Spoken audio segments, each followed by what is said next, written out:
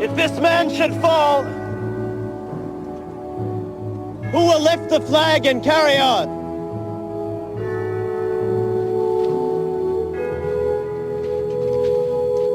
I will.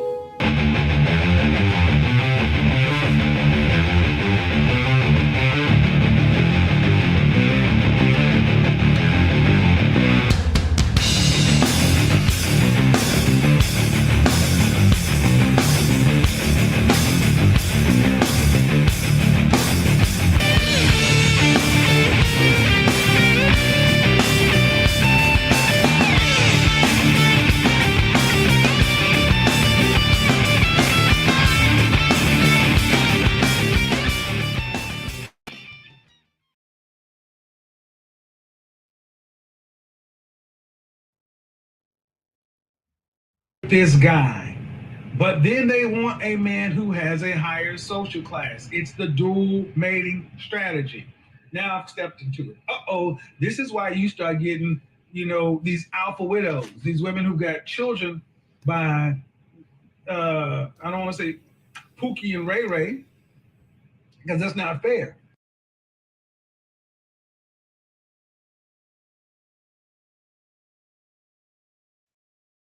Little moment of silence. Yep, there you go. I'll tell you, what's funny is I was looking for my the earliest that I remember coming across Kevin's work, coming across Kevin Samuels, just period. I think it's probably, of course, through Fresh and Fit, but then I started looking back through my archives there, and I came up with that sound drop, that little MP3 that I had there. I thought it was interesting. I held on to that because Kevin was using vernacular, topics, jingo, whatever from my book, Alpha Widows. He's used Alpha Widows before. He's used was it War Brides and some other stuff as well. So it's like I knew I had, you kind of do a nod and a wink. I understand where he's coming from, and I understand where he's where he got his a lot of his start and why. Getting into what he got into, making that pivot, making that transition from selling male fragrances to getting into, red pill / manosphere topics. And I just wanted to, before I get too deep into today's topic, because we're going to get this is going to get real dicey today, by the way. Today's topic is of course going to be the new abortion thing that's going on. In fact, I'm almost a little hesitant to even say the word abortion because I'm not sure if I'm going to get flagged for that. Most likely I will get flagged for that, but I wanted to point out, I wanted to just give you a few of my memories of Kevin Samuels. If you guys heard me on, I think it was on Friday's show, I was on, I called into Fresh and Fit, and they had a call-in show, and it was all about, Kevin, essentially. And I'll tell you this is I understand that they had some conflict, especially around August with the Ava and Preach thing. And I wasn't really made aware of what was going on behind the scenes, because when Myron and Fresh are, I don't say beefing, but when people are having a problem with Myron and Fresh, like to their credit, to Myron's credit especially, they don't air it out. They don't air out dirty laundry. They don't, if something's going on in the background, they don't. And I'm a very close friend with both of these guys. And I had no idea that there was some sort of conflict that was going on. And I had no idea, what was, one of the reasons why they had a falling out back in, I guess, March of last year, was primarily because Kevin wanted their time slot. And Kevin had quite the sizable audience. And I think that a lot of people need to remember that, Kevin came up from for the first 5 years he was on YouTube. He was, the guy dressed like Urkel. Let's just be honest. I didn't want to do a dedicated show to Kevin because he's definitely in my wheelhouse. I'm definitely aware of him. Definitely have talked to him in the past. And matter of fact, he was on a show that I did with Fresh and Fit. I think it was back in March of last year, when Amanda was on there, a Giga Karen. When I think they call her Silver Sable on the show or whatever. But it's interesting to see sort of her development and what's happened since then. Can you hear me okay? Are you guys good? Can you hear me all right? I think you guys can hear me. Is the sound all right? Because Scarlett's saying that the sound is bad. Can't hear anything? You guys got me. Yeah, see? Maybe it's just you, man. So I wanted to just point out a few things, just sort of my memories of Kevin. Again, my first real encounter with Kevin was back in March of 2021 for the Silver Sable episode. And I remember that because people sort of ran me and Donovan, and Aaron had already left, but it was myself, Aaron Clary and Donovan Sharp were on the same show, and we were on one of the after hours shows. And we had this back and forth, and we've been going for probably about 2 hours, maybe 2.5 hours prior to Kevin calling in. And now this is when Kevin was still on good terms, I guess, with Myron and Fresh. He'd been on the show before. Donovan was fairly close friends with him in most ways. There was kind of a switch, though, at one point with Kevin. I think that once he got past the 1 million subscription mark, he kind of stopped doing interviews. And it was, I think that I remember Fresh telling me at one point he wanted to get me and Kevin on the same show. And I think I came out I think it was in either the end of April or the beginning of May of 2021. And I was really psyched because I was like, oh man, because they really wanted to get me on the show with Kevin. Like Kevin was going to be in town. Like, when can you be in town? Can you be in here on this day and this time? And can you go and can you do a show with Kevin? I'm like, yeah, sure. I would love to. And it never worked out. I know something happened at that time, and I never really understood what it was until probably about August of that same year. And then I realized, that there was some just sort of, they're in competition with each other. And Myron was very open about that, and Fresh was very open about that. And it's like, I mean, in some senses, I'm in competition with everybody else too, as far as my brand is concerned. But I don't look at, I think maybe it's like healthy competition. I think maybe it's more like rivalry. Like when I'm joking around, or I'm kind of ribbing John from Modern Life Dating, or any of these other, even Rich Cooper. I mean, technically Rich Cooper is he's not, I won't say he's my competition, but he's certainly in the same sphere as I am.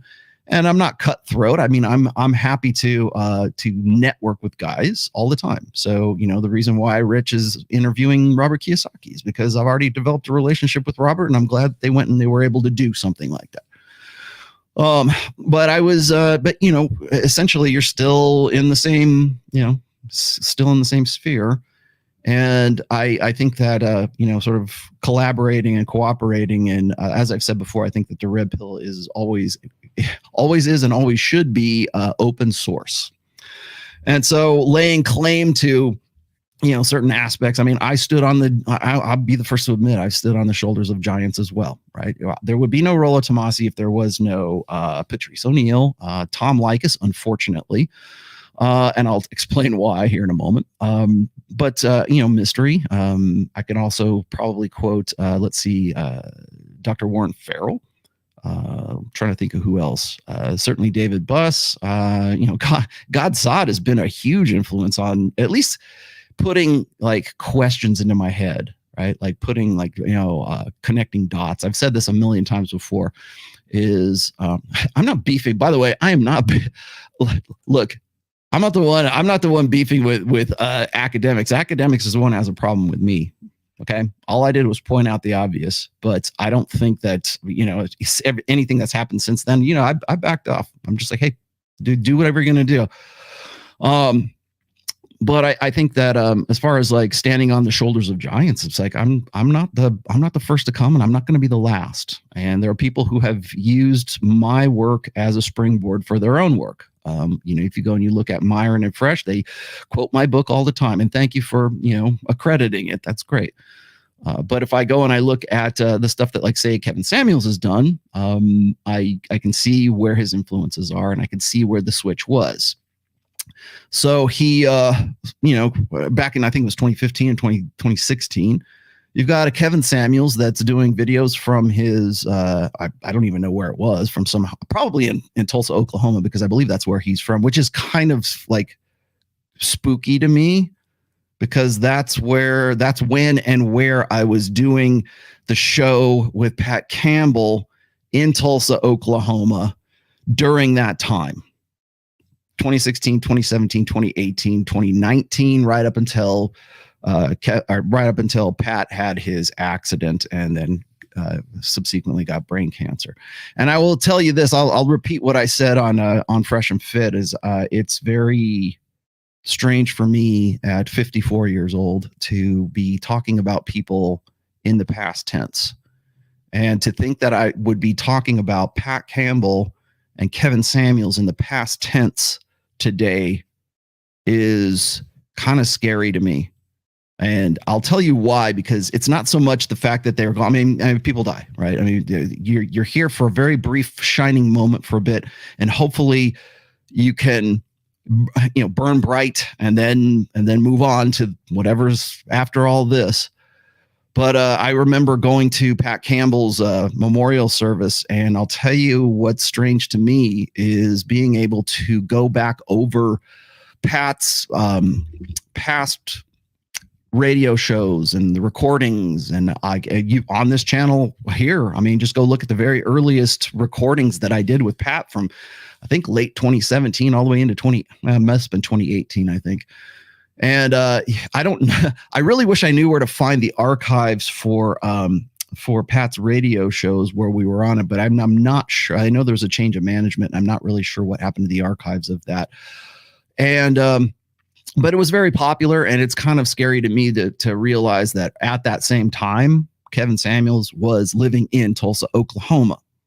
So just, again, I connect dots, you tell me, I just work here, but I don't know. It's kind of spooky for me these days. But I mean, I've had other people pass away as well. I mean, there was Andrew, who was a private man, had passed away back in, I think it was 2017.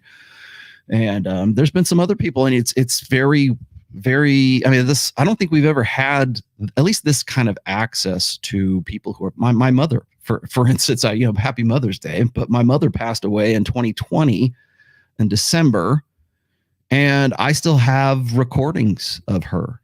I still have I did audio recordings of her, like sort of like the wisdom of Mama Tomassi kind of thing, and I still have it. I think I quoted that on Adam Sosnick's show. But it's strange to me to be able to see digital images and movies, and it's like they're right there. It's like Pat never died. It's like Kevin never died. It's like my mom never died, at least in some ways. I mean, maybe to my hindbrain, it's kind of like, it seems like they're right there because you're hearing the voice, you're seeing the video. And in a way, it's kind of spooky. So I just wanted to throw that out there. It's weird for sure, but I think that maybe it helps us develop a better, appreciation for all of this. As I was saying, when I was on, I guess I got a little heated. I want to apologize for that, because I don't think I should, and I'm probably going to get a little heated today too, because what happened afterwards is what really kind of broke my bones here. Simply because I have been in that position before. And when people ask me, Rollo, when did you get red pilled? As if it's a verb, right? When did you get your red pilling? And I think a lot of people presume that my red pill moment was when my brother-in-law committed suicide. And that was pretty heavy for me. Don't get me wrong. That was back in 2003, by the way. And I mean, seeing somebody hanging from a noose and is really kind of rough. So but that was definitely a turning point, but it wasn't the actual self-deletion. It was what happened afterwards. What happened in the wake of all of that. And what happened after the man is gone, and what the response was by the people who are still left alive, who are survived by him. And I don't mean his mom or anything like that. I mean, like, the people who try to find some way to rationalize and, I don't say, excuse, but it's not necessarily excusing it, but try to find ways to sort of reconcile how the guy went out. And in this case, it was me and my brother-in-law who self-deleted, but I think I stayed away from Kevin's initially. I stayed away from Kevin's death because I want to wait for all the facts to come out, because there was so much circulating, so much swirling around. We didn't even know that it was that it was confirmed, and I didn't even realize it until probably, I think it was in Thursday afternoon or Thursday evening, that it was actually official. And then I saw the police report, and I'm like, oh damn. And it's especially when it's a high profile guy like that. And what happens in the wake of all of this is you get hatred, and now it's like the either the coast is clear, or people want to find some ways to make them feel better about the passing of a guy. In Kevin's case, it was something like this. Ha ha, he died alone. Praise God. Praise God, really. For all the dark-skinned 10-year-olds with cell phones who had to hear her value was less because she was dark. God is great. God is good. Bye-bye. Enjoy your old man. His day will be coming soon. And I think this was in response to Femme Sapien. Allie, I apologize for lifting your tweet there, but I thought that was sort of poignant. And that was what I can put on the screen. A lot of this stuff I don't even really want to put on the screen. And much of it was, I was trying to figure out whether or not Kevin was officially, he deceased or not. And almost as soon as the rumors came out, the vultures started circling. And everyone wants a bit of the corpse. Everybody wants to dance on it. Everybody wants to piss on it. Everybody wants to find some way to either reconcile it, or to feel better about it, or to find some sort of cosmic karmic justice in it. And I think I was looking at some chick named Nyla. I don't even know who she is, but it's like the black female femisphere. I don't even know what to call it, to be honest with you, but almost immediately, black female bloggers and video YouTubers or whatever were way too happy, and using spirituality and using God and using religion and anything else to find some way to feel okay about pissing on this guy's corpse, essentially is what it was. And I don't allow a lot of negativity into my life. I try to stay as rational. Maybe I don't allow enough happiness in it as well, but I try to stay as rational and as objective as I possibly can. But in doing so, in observing what happened in the wake of his passing, it's kind of hard not to pay attention to that kind of negativity. And the fact that women would try to reconcile this man's death, and I love him or hate him, I don't care. But if you're going to use your religion and your God and your morality, or whatever your sense of, I don't know, spiritual karmic justice is, if you're going to use that to enable you to reconcile your glee in pissing on a man's corpse, then I got a problem with you. Sorry, not sorry. And I don't care what the competition was between Mara, and I don't care what was going on with them at the time. Like I said, I wanted to do a show with Kevin for a while, and then things didn't work out because of the competition or the beefing or whatever the hell else was going on at that time. And I just kind of, I just went about my business and did whatever. I figured, if it's going to happen, it's going to happen. If not, whatever. And then, I discover all the rest of this, but I think what is interesting here is just the level of barely repressed contempt on the part of women who really didn't like what he had to say. And I should also add a lot of men as well, particularly the virtue signaling type of man. The guy whose game is based on how holy he thinks he is, or how virtuous he thinks he is, or what his value set he thinks he is, or what he thinks a real man ought to be. That's the guy that wants to jump on board with the ladies, wants to jump on board with, oh, praise God. And I was watching that one girl, Nyla or whatever, and she would, and I'm paraphrasing here, but she literally, these words came out of her mouth. This is an early Mother's Day present from God. This This man's passing is an early Mother's Day present from the Lord. And I was just like, really? Is that where we're at? I had to turn it off after that. I was like, is that where I was looking for the information, of course, but I'm like, is that where we are? And apparently we are, because with that, now we've got Tom Likas here referring to Kevin Samuels as this is what you get when you make a living stealing other people's material. Really? Is it karmic justice, Tom Likas? I mean, I've quoted Tom as one of my influences, or certainly an influencer. But people will say, oh, you stole plate theory from Tom. Yes, I did. I stole that word. I stole plates because it worked for what I was looking at the time.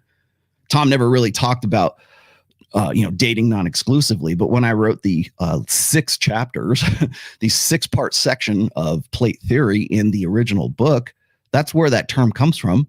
Spinning plates, spin more plates. That's a Likasism.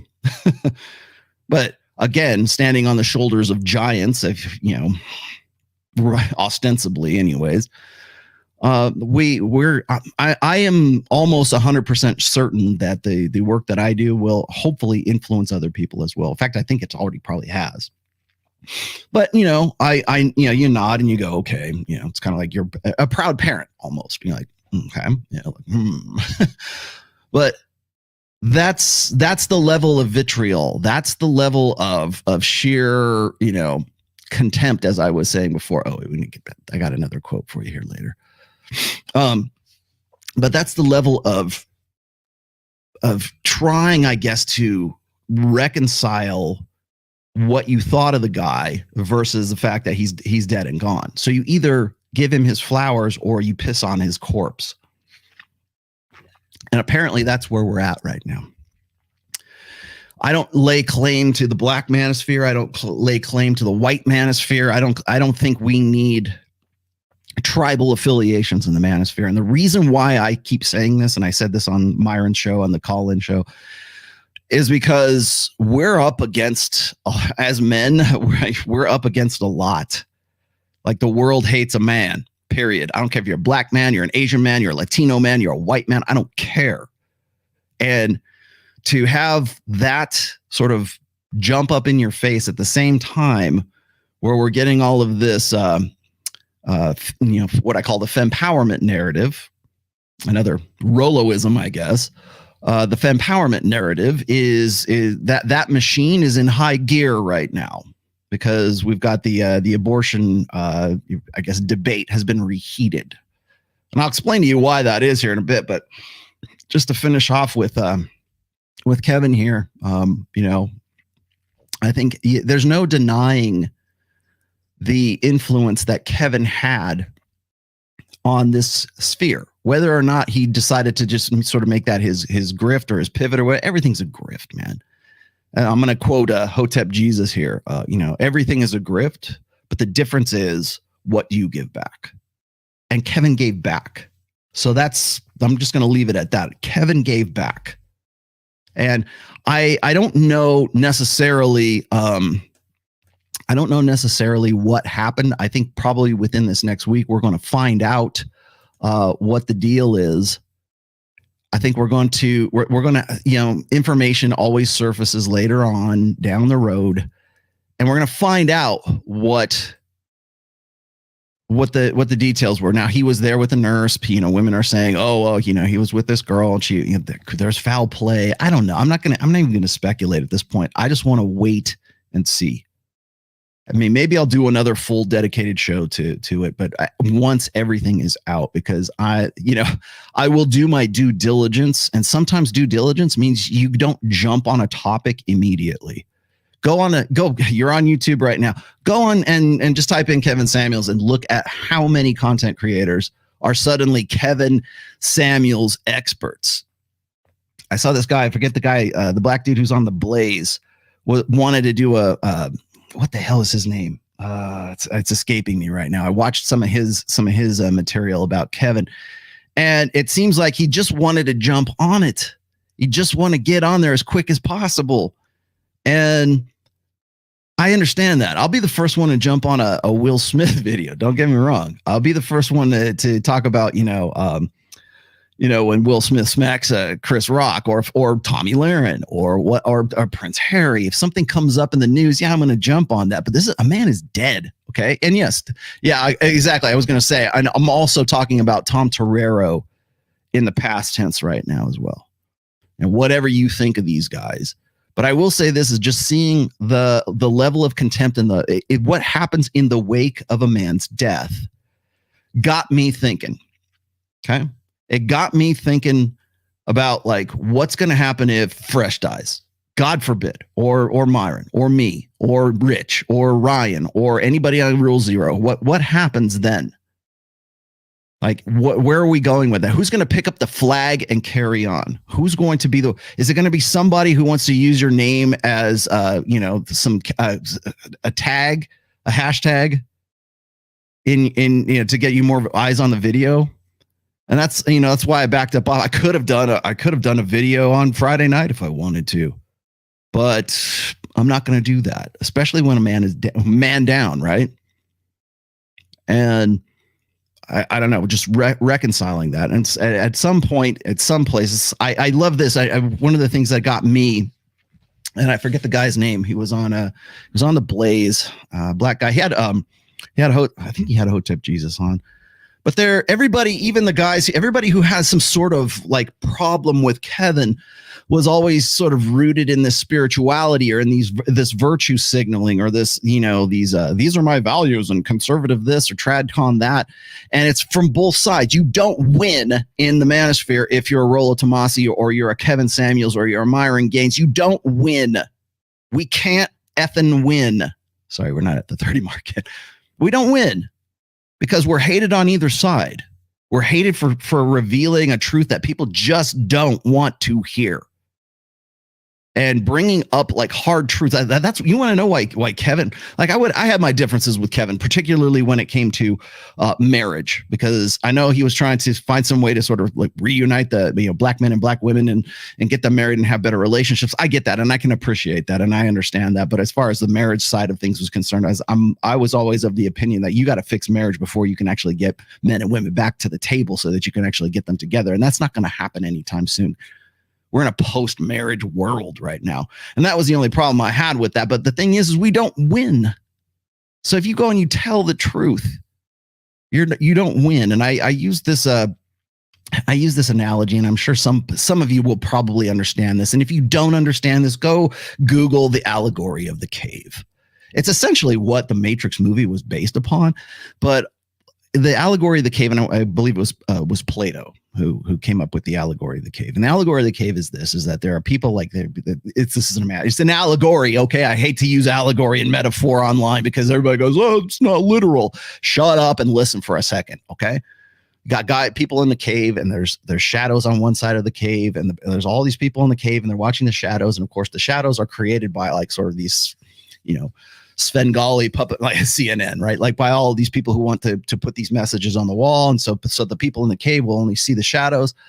And one smart motherfucker figures things out. And that's the one guy who exits the cave and he goes out into the outside world and he sees the surface world.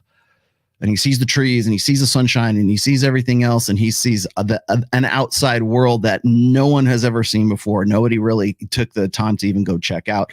And then he realizes that the shadows on the back wall of the cave that everybody is entertained by are nonsense. It's all bullshit.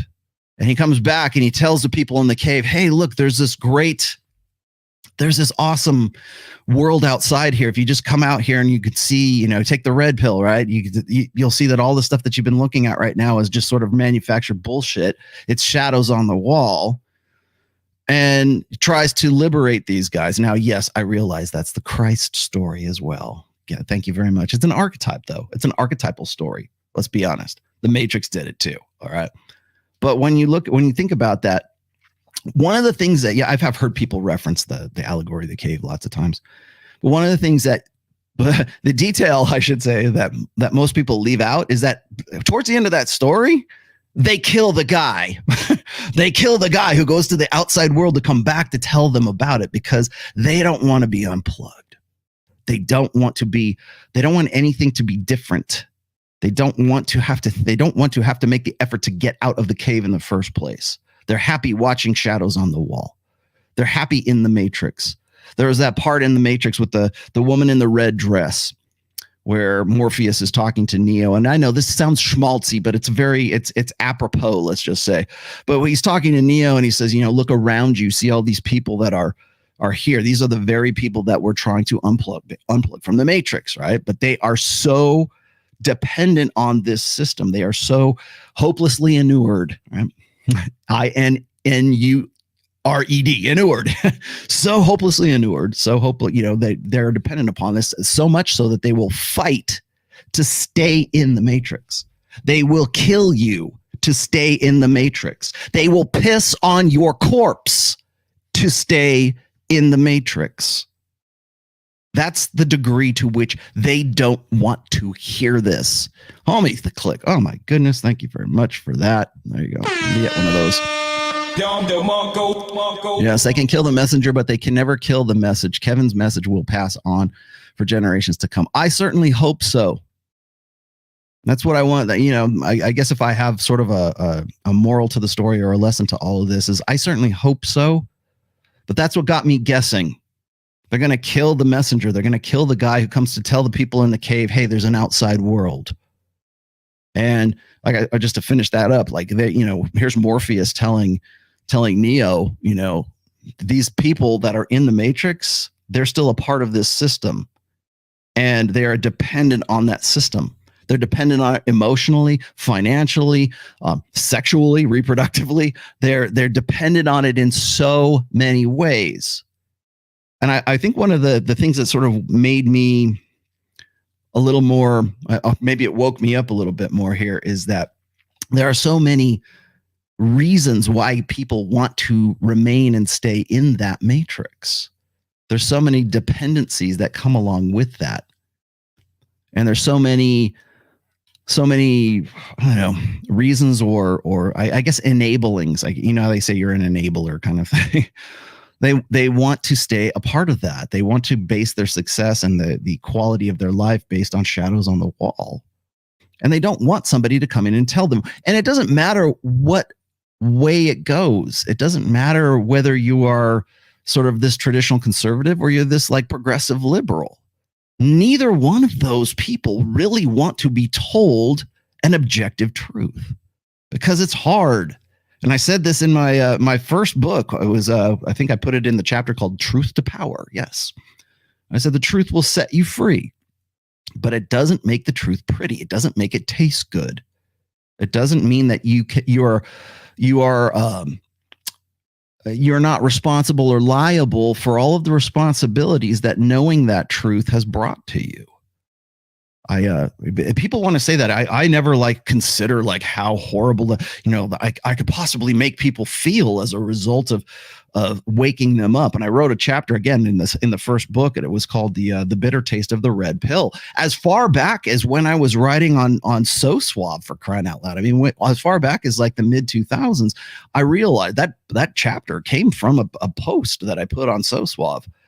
And it was the red pill is a bitter pill. It's hard to take. It's hard to cross that abyss because you have to give up. You have to come out of the cave, the comfortable cave. Most guys won't do that unless they're at a point of trauma. And I think that's what Kevin did is he for better or worse, maybe worse now, he took it upon himself to tell people about the outside world, to put things into no uncertain terms, to make sure that people understood what was, at least objectively, what was going on. And that's hard. You want to know why I get run up the flagpole by people like Michaela Peterson and even Jordan Peterson or whoever else. Well, I don't like Rollo because, he seems gleeful or what. I'm relating the same information they'll go find from somebody else, but they'll say that it's truthful anger. And yes, I'm drinking water today because I know I'm going to get out of it here today in a minute. But it's relating those uncomfortable truths. It's a kick in the ass, man. You have to want to do it. It's easy to make money. It's easy to have a grift. It's easy to start your next, funnel marketing. It's easy to do all that. What's not easy to do is to deal with the disillusionment that people have. And it's like, don't get into this. Don't tell people the truth unless you are never. I think is this 48 Laws of Power? Never appeal to truth unless you are prepared to deal with the anger that disillusionment prompts people to. Never appeal to that. You might as well be one of the persons that is casting shadows on the wall. If you're going to tell the truth, you better be ready for a lot of anger. Truthful or not, you better be ready for that. And what I'm seeing right now is a lot of anger. I'm seeing a lot of women who want to just jump for joy because Kevin's gone. Sorry, ladies, the truth is there. And if Kevin's gone, or Rollo's gone, or Myron's gone, take all of us away. There's some guy who's gonna leave the cave, and they're gonna come back, and they're gonna show you this, and they're gonna rub your nose in it. Because it's a truth whose time has come. That's what the bigger picture of the red pill. It is a truth whose time has come. If you're not prepared for that, if you want to just remain in the matrix, then turn it off. Go watch The Bachelor or Bachelorette. Go watch whatever it is that go watch your shadows on the walls, ladies, because you are unprepared for the anger that's going to come from your disillusionment.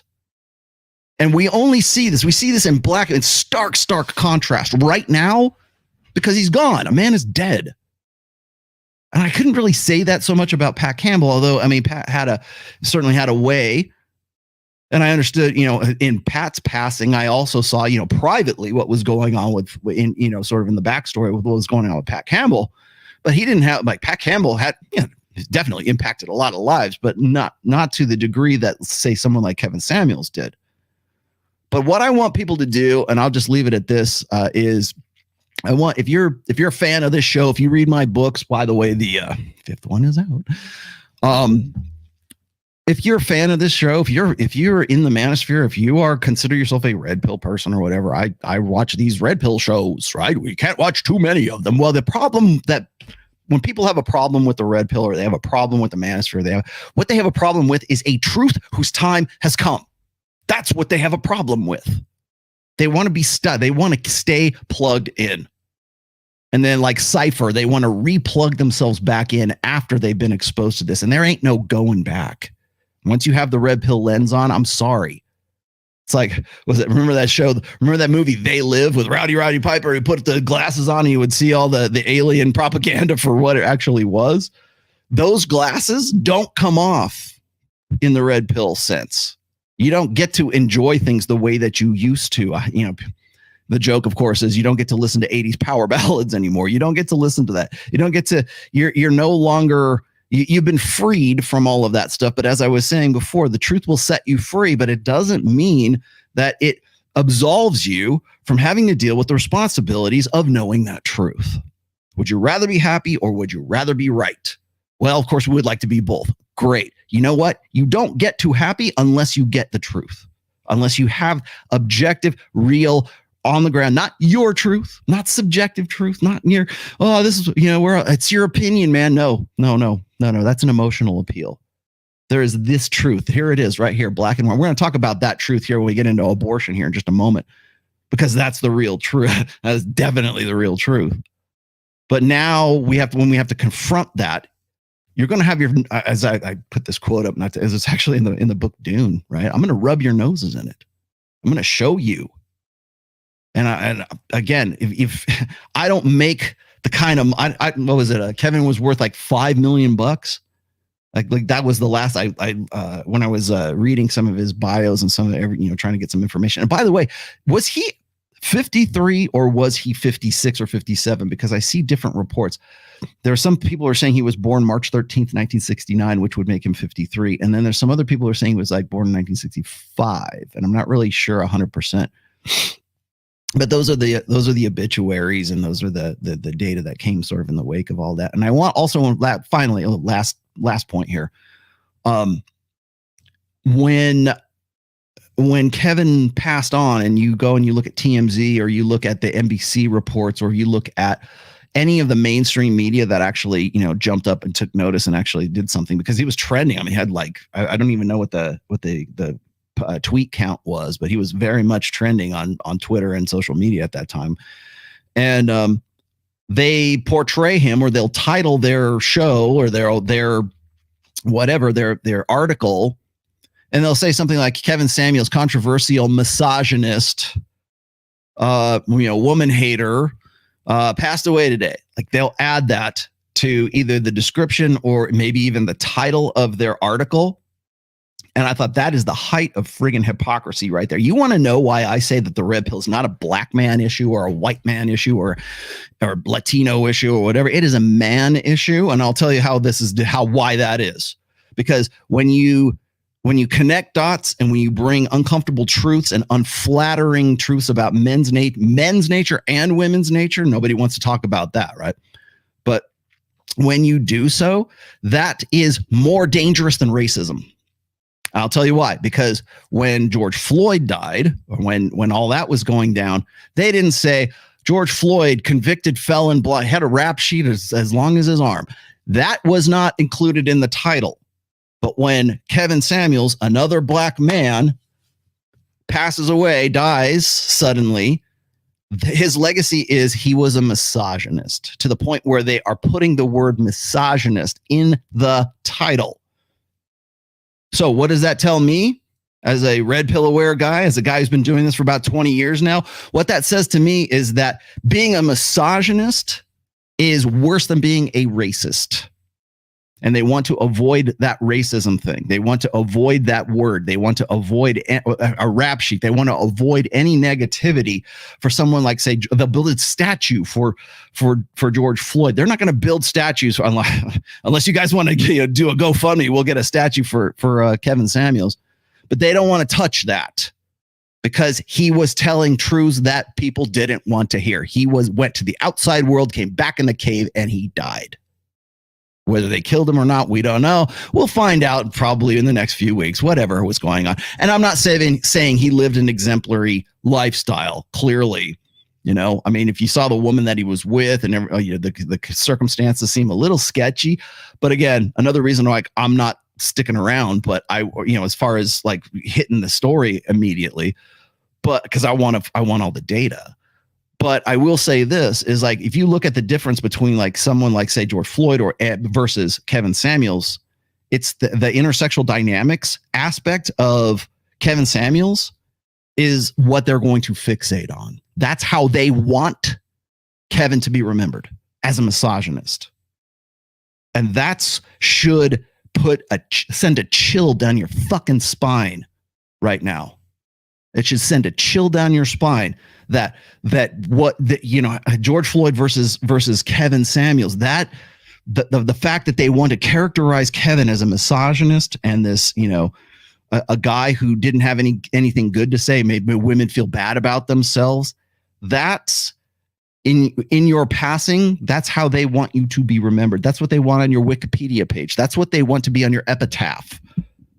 That's what they want you to have, your eulogy, your obituary. That's what they want on your gravestone. Misogynist. They'll put that on there. That's what and so that should tell you just how friggin' important it is to sort of this woke left kind of thing. But also, I'm going to also point out that this is also on the side, on the right. It's also on, the virtue signaling right. They want to say the same thing. They just can't vocalize it. They want to say, well, he made some girls feel bad one time, and that's essentially that's where they want to go with it. And it's not, I can't just point to the, sort of the wokesies. It's also, you got to pass this around, because a lot of people, I'm seeing a lot of very conservative men trying to run Kevin up the flagpole in, post-mortem. Right. So, I have, let's see, the greatest thing in the world, by the way, is the fact that StreamYard is now giving me an ability to star your tweets, which is what I'm doing right now. Or see your tweets, what else do we got? Perfect. Sorry, I'm scrolling down. Thank you very much. I will get to all of these here right before I get into the next video. But that's my in memoriam of Kevin. catch the rest of these down here. Gosh, you guys are doing great today. Thank you very much for all these super chats. I always appreciate these. Last modern. I'm just gonna give you that. I just finished reading your new book. I love the cover art. Can you can tell people online who have never taken the time to read it hating. There are complaints that you address right in the opening. Phenomenal read. I recommend it to anyone. Well, thank you very much. I recommend it to people too. Be sure you go and actually, I need to put this up, don't I? Thank you for the reminder, everybody. Oops, there it is. So people can't trademark my videos. Let's go back here. I'm going to see if this works. Let's go check this out. Okay. So let's go hit all of these. Blue Pill Unplugged. This is awesome. Thank you, StreamYard, for this ability. Now I can star these super chats. So lay them in. I'm noticing a lot of women pushing for all men to get vasectomies until they can pay for the child they get the women pregnant with. Okay, thoughts. Okay, we're gonna hit on that. I've got a full quote for you on that in just a minute here. That's already lined up. It's already loaded up. Blue Pill Unplugged. SJ, hi Rollo. Was the NFT crowdfunding a doc? Cheer? I don't know what a doc is. The NFT is actually minted on May 1st. It's doing very well. I think we minted like 5,000 of them, and I don't even know what exactly we're up to right now. But the initial mint was very successful. Go get them now, especially now, because I know that Ethereum has dropped. So now's the time to go buy them if you want to go get them. Hey, Rollo, I'm not sure if you caught the wind of the debate I had with Alex from Playing with Fire. It was good. It was a good debate. Got him to admit he was inaccurately quoting you. I did not see that yet, Glenn Lawrence. I'm glad you have the patience to do so. I don't have the patience for guys who are disingenuous just from the jump. I've already done that video. I did that video last year. I think it was in September, where I talked about, I hit him point by point. I'm glad I never got to it. I was going to do a sort of a takedown video of Kevin Ray Wilder and Coach Whitepill, who are the now defunct team, when they were essentially misquoting every single iron rule of Tomassi at that time. And I think that was like maybe it was this time last year, or maybe it was summer of last year. And I was going to hit on that, and I decided not to, because I felt like I covered enough. I don't like to do sort of like, I don't know, riff on this kind of videos, but I mean, I probably still could do it. I really need to do a full dedicated show to the 9 iron rules, and we need to read through each one of those. Because I think that a lot of people want to jump on those because they want a template. They want a step-by-step guide, and they think that the 9 iron rules of Tomassi are a step-by-step guide, and that's never what I intended them to be. But since it's like a numbered list, that's what well, let's go down the list and see what he really believes. This is his ideology. This is not an ideology, asshole. So yeah, exactly. Well, thank you. Thanks for doing that, Glenn. I did not know that you were even on that. Now I'm gonna have to go look that up. Newbie Cryptubi. Okay, you get this here. FBI, open up! Because you're a crypto dude. Is the movie When Harry Met Sally Red Pill? Have not seen it, but seen the men and women can't be friends scene. Yeah, of course you have. That's the only one. It's either that or where she fakes an orgasm in there. If you watch that, remember that's like late 80s or early. I think it's probably 80s, isn't it? It's Billy Crystal, and I forget the chick who's in that.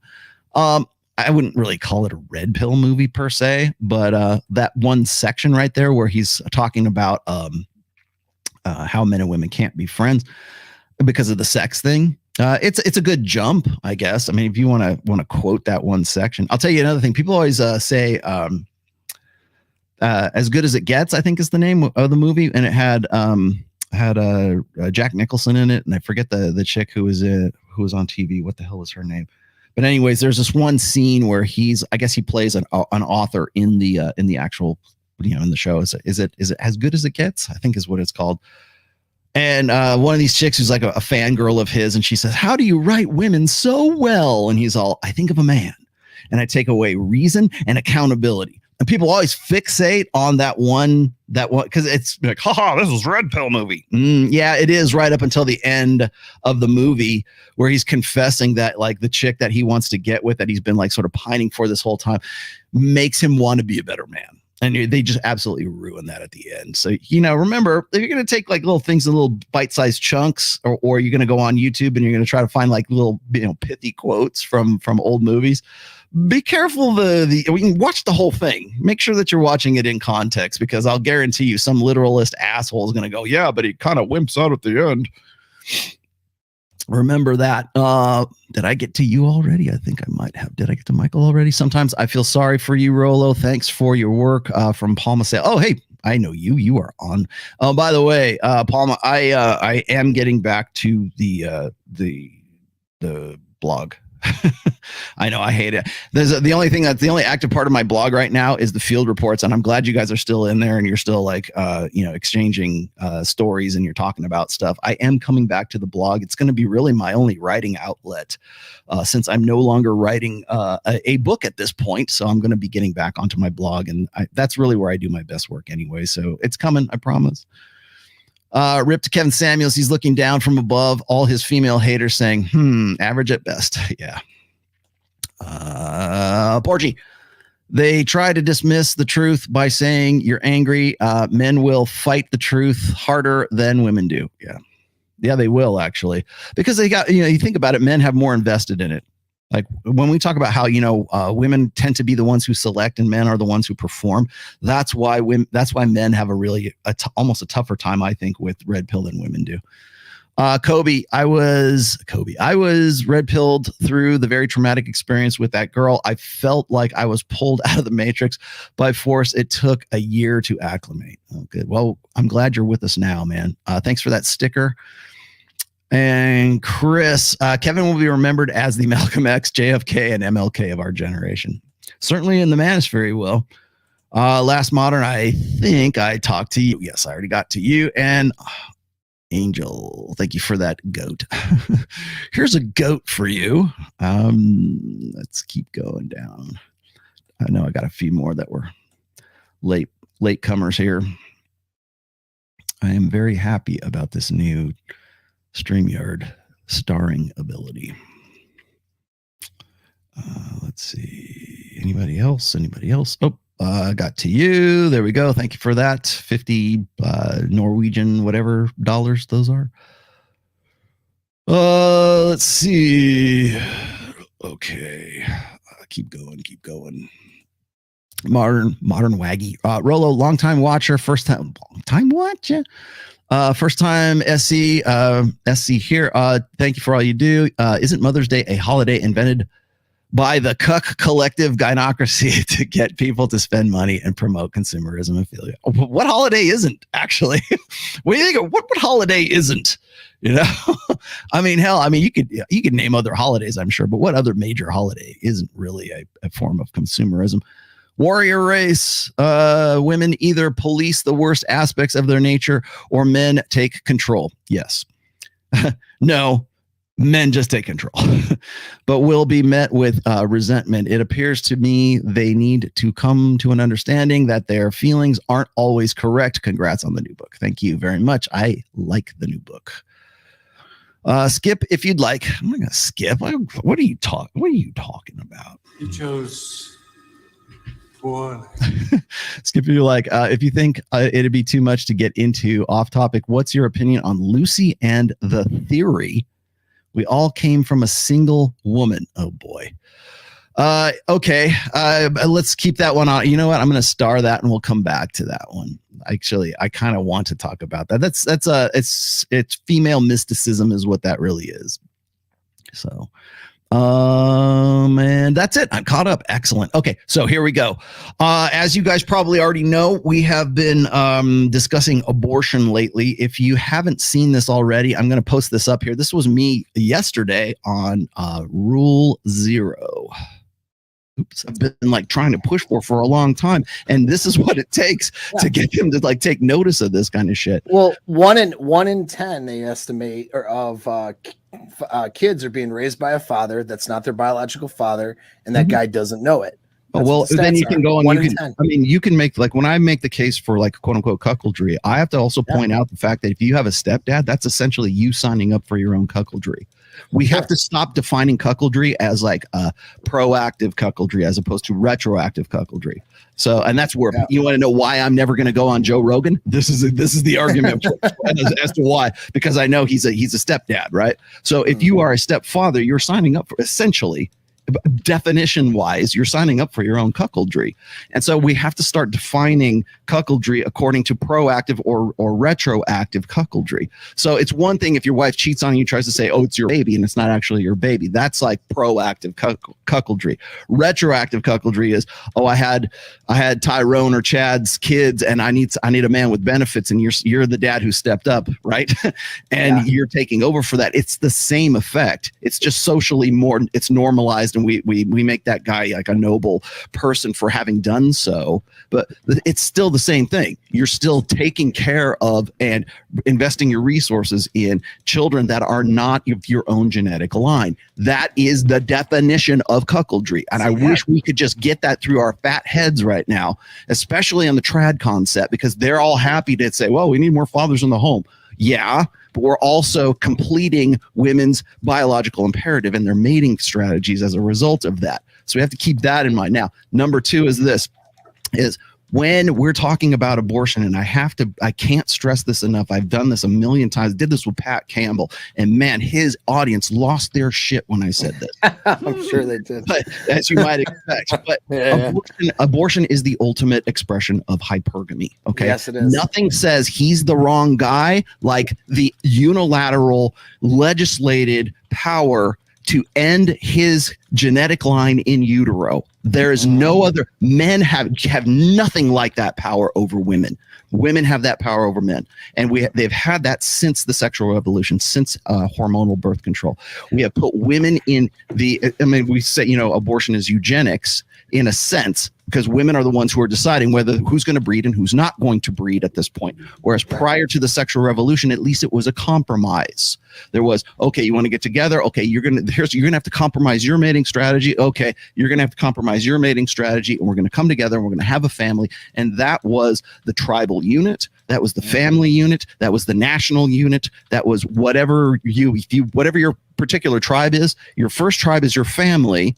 And if you're not having families in the first place, what does that do? It atomizes society. That's where we're at with all of this. Now, people are going to say, well, it's the Illuminati and it's the baby-eating, Moloch-worshipping, devil, Jeffrey Epstein Island, cabal of Illuminati, Svengali puppet masters. And it's like, you can only have that argument if the human condition is what it is.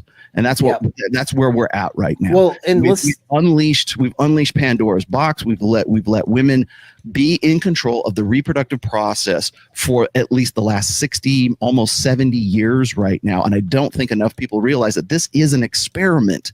So when you say no, we're going to take away that. We're going to say you can't have that fail safe, because that's what abortion is. It's a fail safe for women's bad reproductive choices. That's what it comes down to.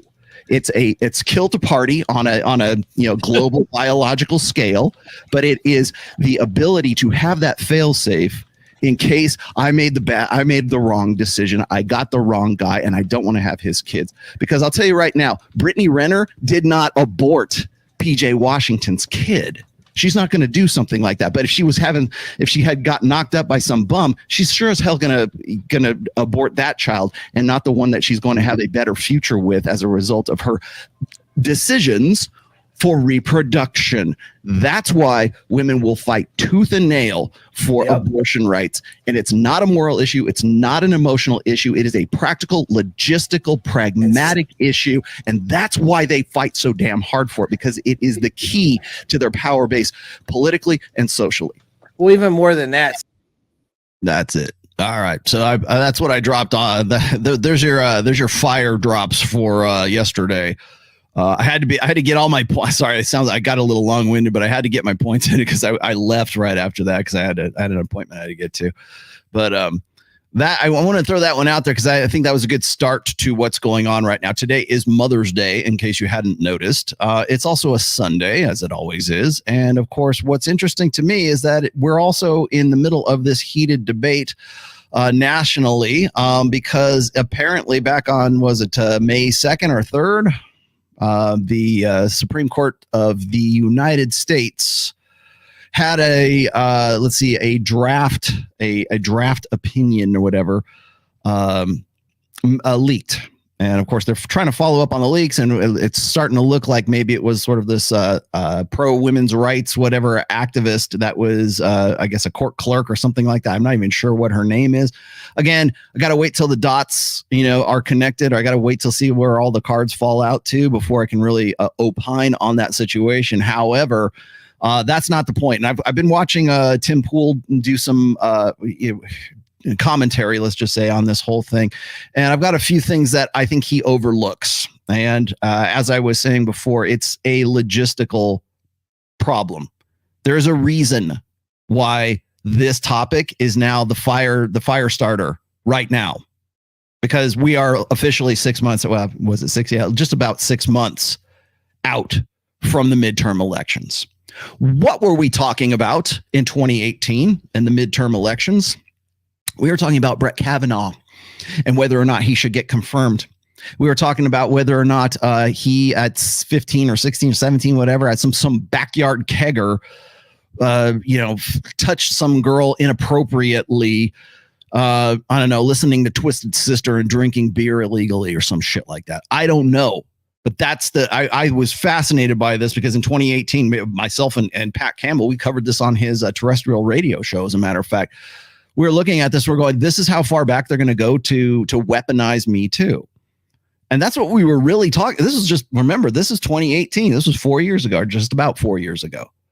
And that was the topic. We're going to trot out women's rights, quote unquote, women's rights. And again, if you are watching this and you are a feminist and you want to say, well, we need to protect women's rights. What rights do women have or don't have right now? What? Because I can name rights that men do not have that women do have.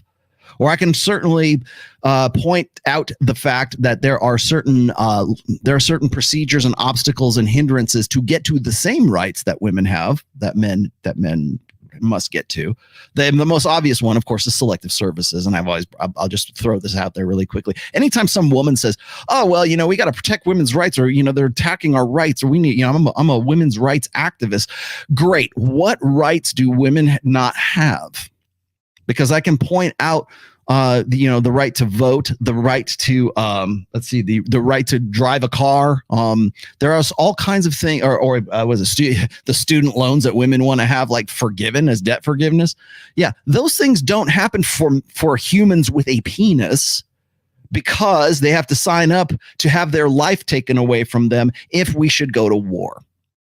We were talking about that. Remember when the Ukrainian government wanted fighting age men, 15 to 60. They had to stay in the country and they had to pick up a gun and go after it, right?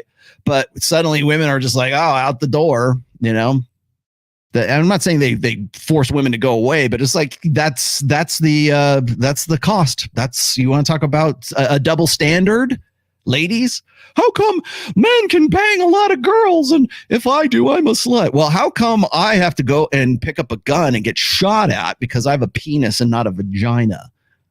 I would say, if I was going to say that there is a gravity, or there is a degree of double standard intensity or whatever, I would say losing your life as a guy probably trumps the double standard of being a slut if you have more, if you're a promiscuous woman.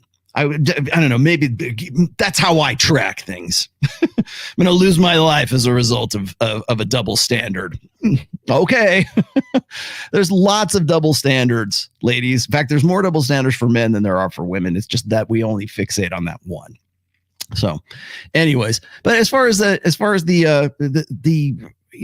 idea of rights, there are certain obstacles. There are certain things that a man must qualify. Like selective services is the easiest one to point out.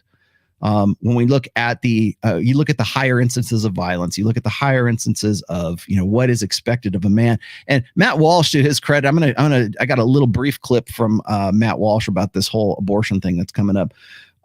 But to his credit, and I knew he was going to say this, and you probably did too. He gets into, he's like, oh, now suddenly all the woke left wants to tell you what a woman is and what a man is. So if you have a uterus, then you can have an abortion or you cannot have an abortion. They're not saying, well, men with uteruses can have abortions too. That doesn't enter the conversation anymore. I had somebody send me they were telling me that the only time that women get to be women is when men want to, they want to exclude men from sort of, this gender neutrality or this gender subjectivity, this, the relativity, this gender relativity. The only time that women get to be women is right now, right when it benefits them, or maybe, when guys come, when the number 463rd ranked swimmer who's male gets to be the number 1 ranked swimmer in female swimming, then maybe you got a case right there. But when it comes to abortion rights, men don't have it. If you have a penis hanging between your legs, you don't get a seat at the table.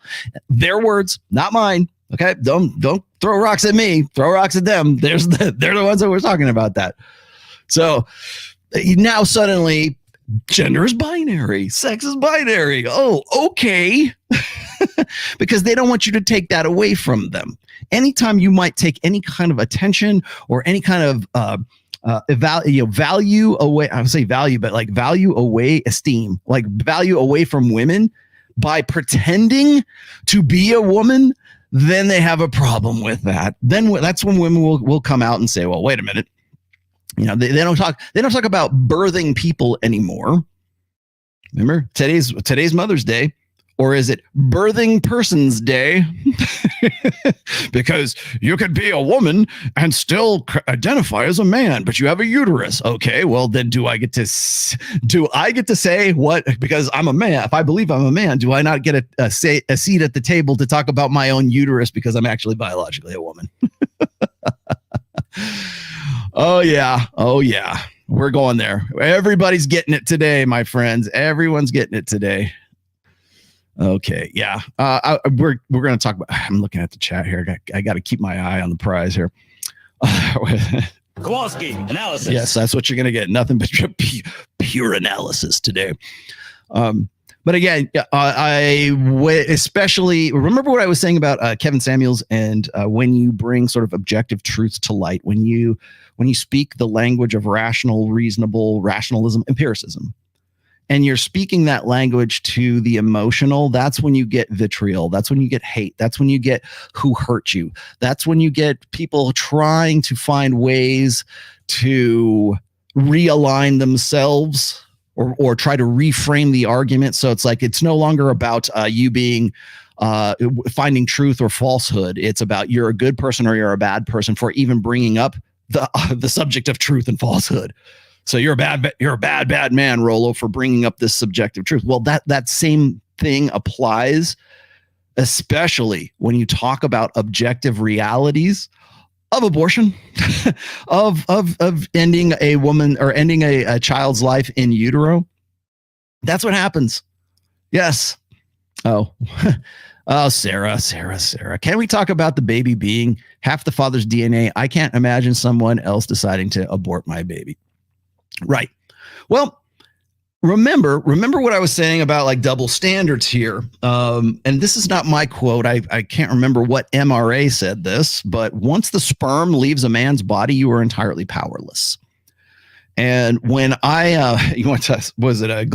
Lawrence was having some sort of debate, I guess, with Alex from Playing with Fire. And Alex came at one of the rules that Alex came at me on was Iron Rule of Tomassi. I believe it's number 5 or 4. No, 5. And it always be in control of the birth. I can go read it for you if you want, but that's essentially what it is. It's avoiding career mothers, avoiding the women who want to sort of low key get you accidentally become pregnant.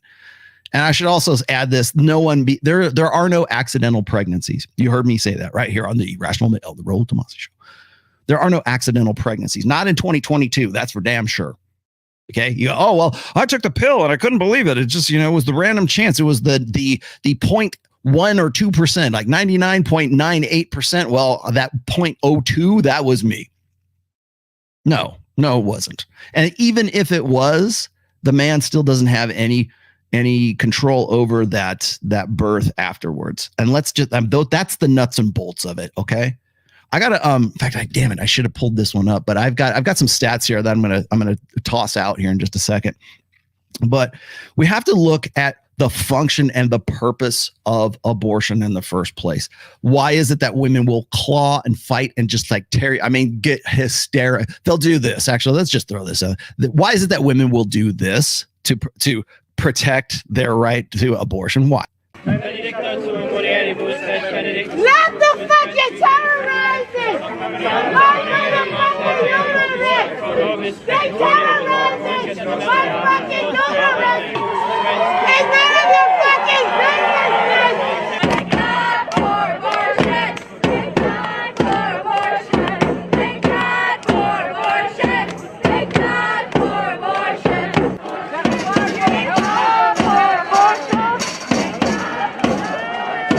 Thank God for abortion! Can you guys help us stop fucking praying? It's not fucking working. It's not fucking working. Come help us. That's an emotional response. That's what that is. What drives women to that degree of like apoplectic hysteria? What is it that pushes women to over the brink like that? The idea that they may not be the one who is in control of sexual selection. That's what it boils down to. And we do ourselves no favor. And I mentioned this before on Rule 0. We do ourselves no favor by turning it into a demonic thing. We do ourselves no favor by turning it. That's an emotional appeal. If you're appealing to spirituality and saying, oh man, these guys this is demonic, this is evil, you can make that judgment call. But you will not win the debate with that judgment call. We've been doing that since the 19th, hell, even probably before that, but we've been doing it certainly since the early 70s. It's always been the moral majority and, pro-choice versus pro-life versus pro-choice, pro-death, whatever.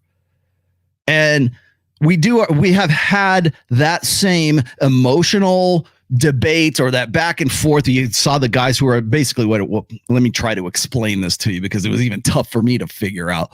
But you got these quote unquote white supremacists or white nationalists who were in front of this church trying to defend this church because all around the country right now on Mother's Day, apparently at larger churches, there are these protests about Roe v. Wade being overturned. And so this is the level of sort of performance street art that you get. You've got women like having mock abortions in front of churches. And what they're doing, and before you go and say, well, that's demonic, that's decadent, that's degenerate. Yeah, you're right. Okay. But it does nothing for the argument. It does nothing for you to actually bring this shit to light. Remember when I said when somebody like Kevin or myself or whatever brings this to light, both sides get really pissed off at us? Here we go. Here we go.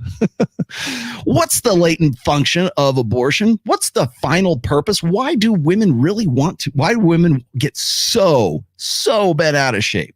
Remember when Ruth Bader Ginsburg passed away at 89, still serving on the Supreme Court of the United States? Because she wanted to wait it out so that she could see the first female president installed. Why? What did women do? What was the reaction? I'll wait. No, it was all over Twitter. You had all these women who were doing these videos in their car, just tearing their hair out, going, "Oh my God, we're gonna lose Roe v. Wade." It wasn't that she just passed away. It was they were so paranoid and so apoplectic about losing the capacity to say, well, we want to have a fail safe. We want to be able to be absolved of our reproductive choices, particularly the bad ones. Yeah, they are absolutely insane. They are. But what makes them insane? What's the latent purpose? What's behind all of that? And it's not some emotion. It's not even I mean, they're definitely an emotional response, but the way they get to that is the idea of losing even a fraction of control over hypergamy. That's why I said today, abortion is all about hypergamy. Oh, well, that's just Rollo talking about this red pill shit again. No, it's not. Because what is hypergamy? Alpha fucks and beta bucks. It is a mating strategy. And since Roe v. Wade, but really since the sexual revolution, what we've done is we've ceded control of the human reproductive process wholesale to one sex. Unilaterally, women get to decide who gets born and who dies. That is unprecedented control. And I don't think enough people really realize this. It's like, oh, the patriarchy, this. Dude, let me explain something to you. Let me tell you how freaked out people are. I was running my dogs this morning. I know this actually relates. I was running Ned and Bambi this morning. And we have these trails here in the back, out in the desert here. They're walking trails or biking trails, whatever, and they're paved and everything. I get up this morning and I went out yesterday and this shit wasn't there. I come out this morning. It's about like 8 o'clock in the morning. I'm running with the dogs, and in chalk down on the pavement is protect women's rights.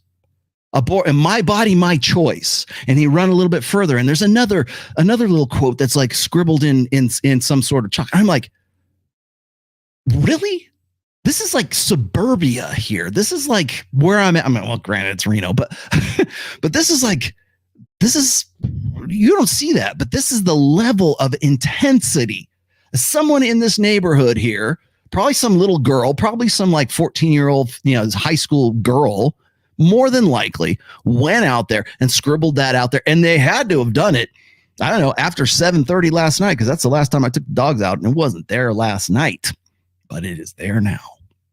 That's the degree. So it's Sunday morning and it's Mother's Day, and that's what you get to see when you're running on the trails or running on the bike path and the dog path back there. That's the intensity here.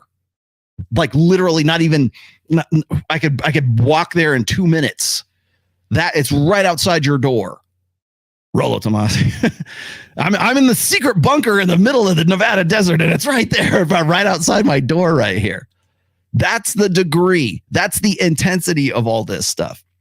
So when you see, well, how come they're freaked out like this? Well, they're freaked out because hypergamy because abortion is a challenge to, well, first of all, control over reproduction. That's why they call it reproductive rights. Rights which men don't have. That's what you want to know why they're out there freaking out in front of a church like that and having mock abortions and I don't know what street performance art. Why are they doing that? Because they fear losing even that bit of control.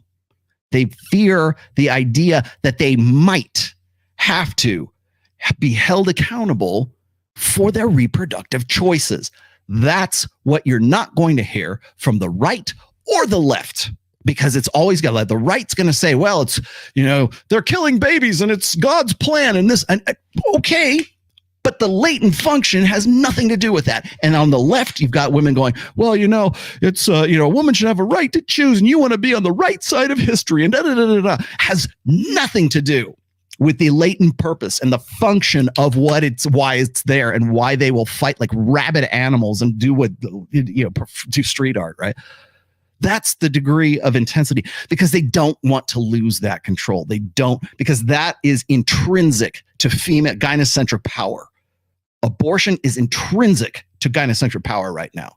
And we had this discussion not too long ago. I think it was, was I in Scottsdale? I think I might've been in, when I did the show on my birthday, people were asking me about the male birth control pill and would it be a game changer? And I'll say this, because some people are talking about vasectomies, and I think Aaron Clary was talking about this yesterday on Rule Zero. Get a vasectomy; they're 75% reversible. Okay, well, I didn't want to harp too much on Aaron because I understand where he was going with this. I think the vasectomy part was a little bit but if there were a reversible or a vasectomy that was 100%. or there was a male birth control pill. Would that be what he's really saying is, would it be a game changer if the reproductive control came back over to the male side? At least even halfway, like 50-50. She has to go off the pill and you have to go off the pill, and then you can come together and have babies. What would that do to society? What would that do to fertility? How would that affect our already below replacement level rates of fertility in this country? How would that affect that? That's the conversation we need to have, because it's based and it's founded in the latent purpose of abortion.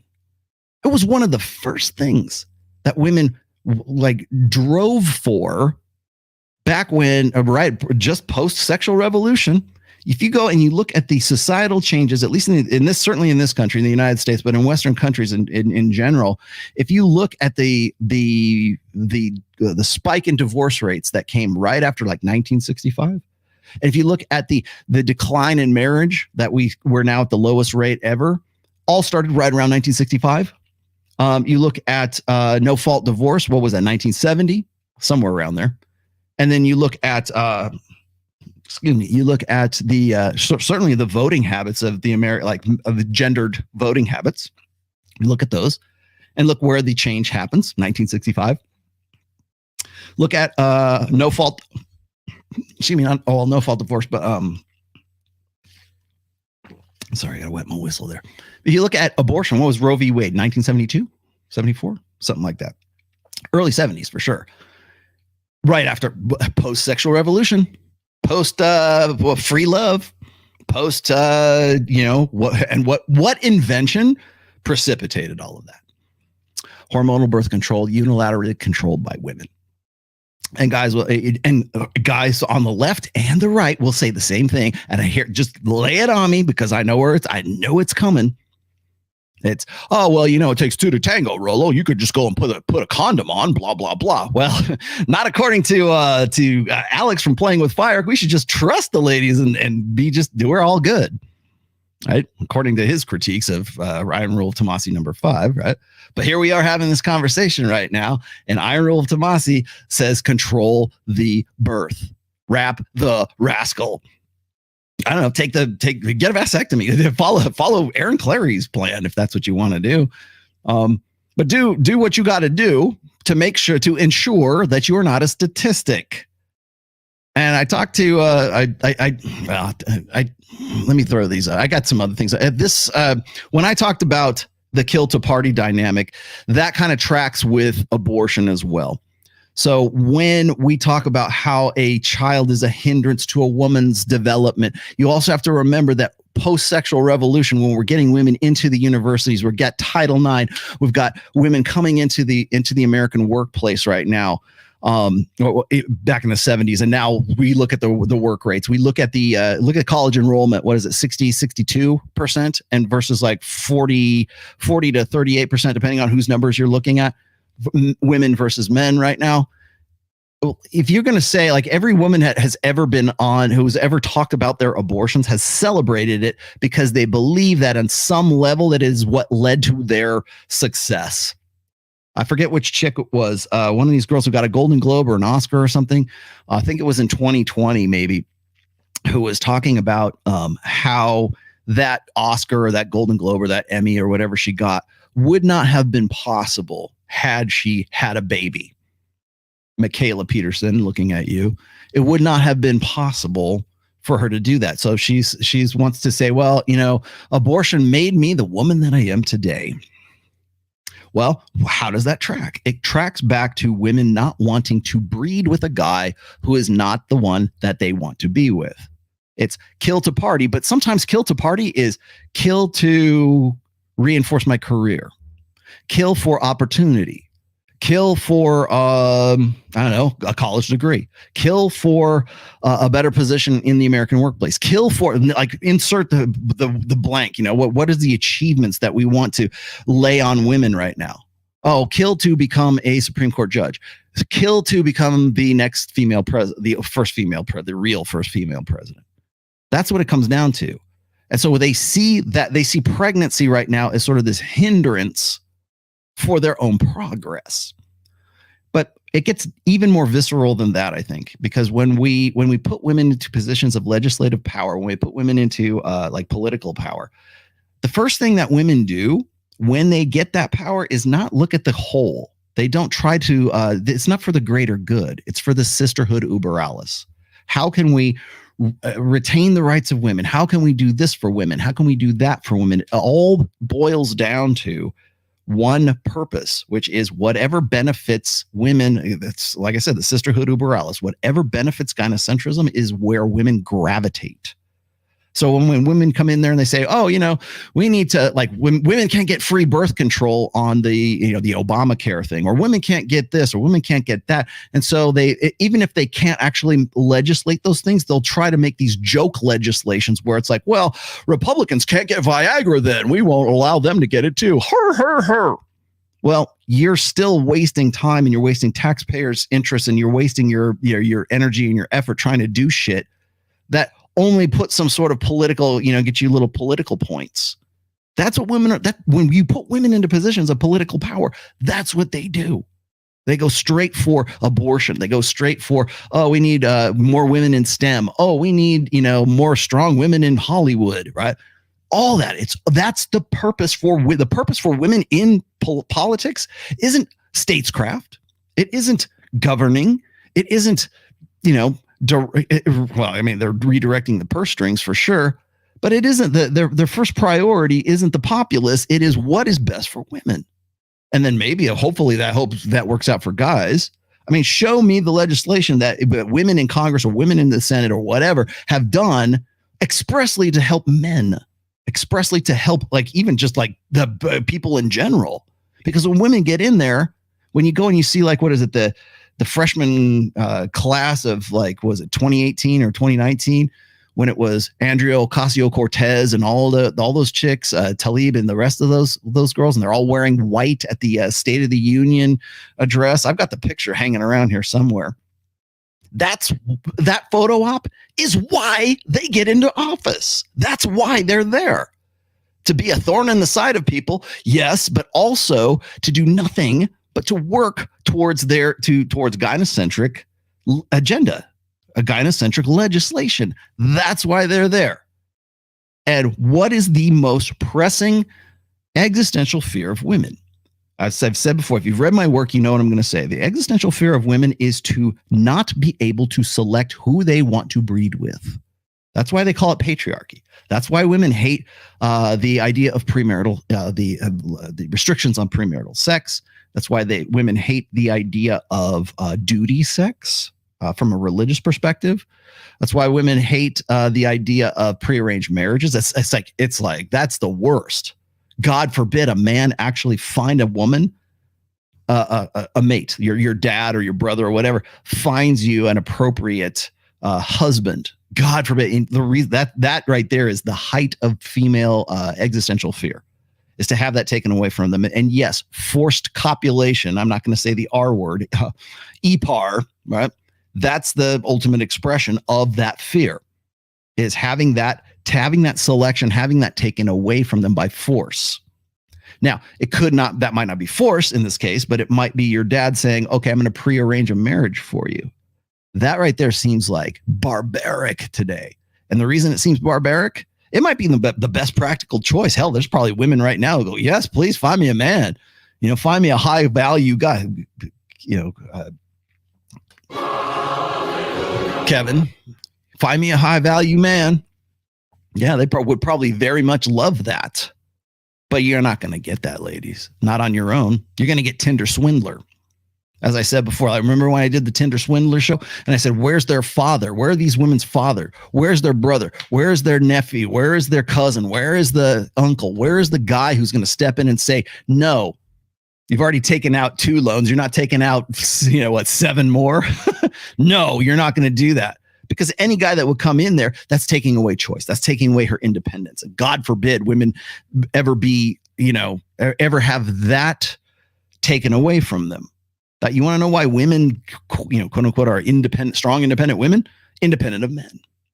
And so the part of this that we sort of throw out the window in all of this is that women want to be absolved of the choices and the responsibilities and the accountabilities and the liabilities that come along with that independence. So if a guy steps in and says, no, you ain't going to do that, that seems like misogyny. That seems like judgy. You're judgmental.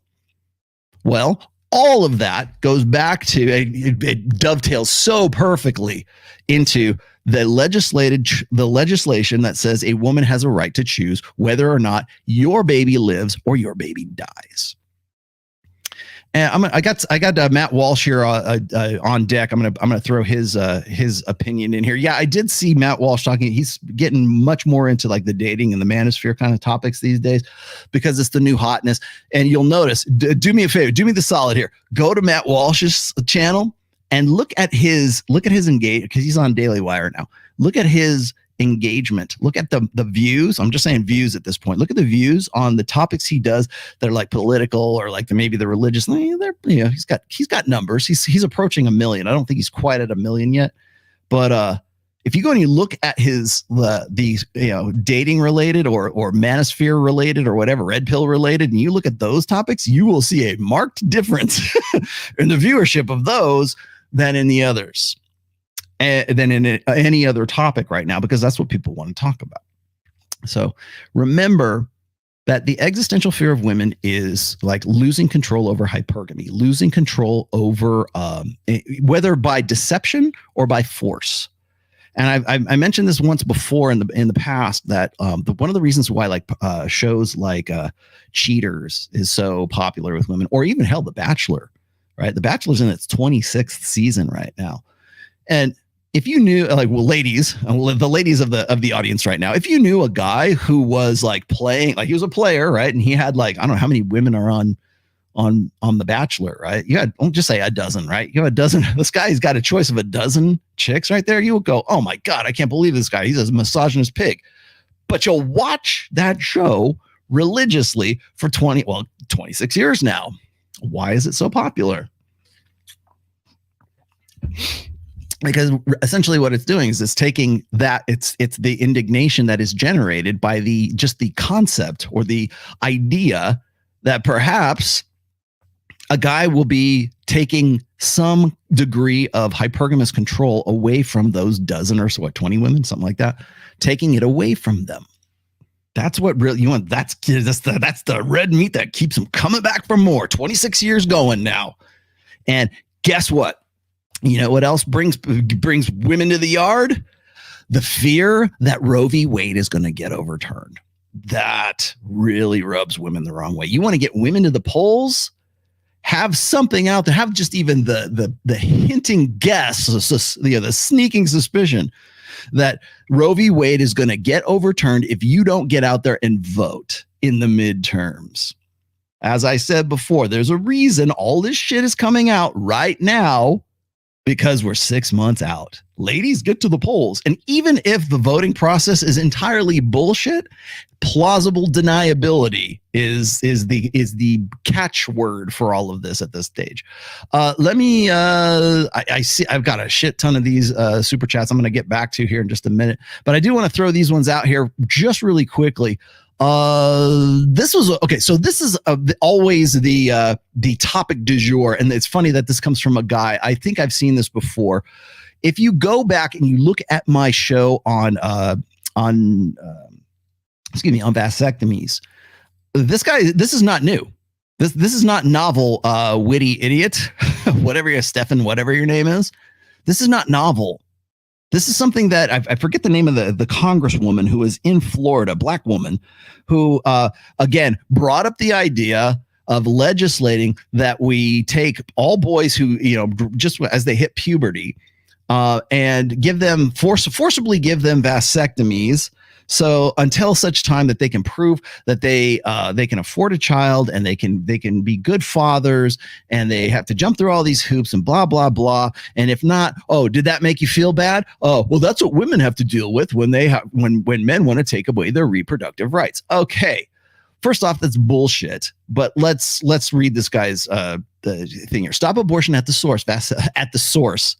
Well, the source is also the eggs and the woman having sex as well. So let's not.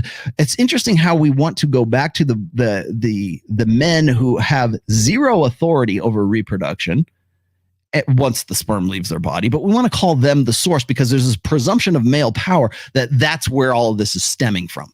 Vasectomies are reversible. Make every young man have one. This is exactly almost verbatim what that congresswoman was saying. When he's deemed financially and emotionally fit to be a father, it will be reversed. What's that? Did the idea of regulating a man's body make you uncomfortable? Then mind your fucking business. I hope she sees this, bro. I hope she sees this. Yeah. First of all, that's apples and oranges, and that's stupid. But I would say this: I would be 100% for that. I would be 100% for that if we could guarantee that the baby would be yours, would be DNA checked. This was another one I wanted to put up there. I showed this yesterday. If abortions are banned, the father of each infant must be determined by DNA testing. Okay. Dads must be required by law to pay child support until age 18. And if the pregnancy via rape, incest, assume all parental responsibilities if the mom wants. Okay. Great.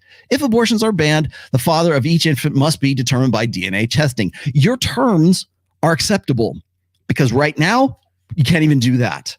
Doctors cannot even tell a biological father that the child isn't theirs because they want to cover their ass legally. They cannot say that.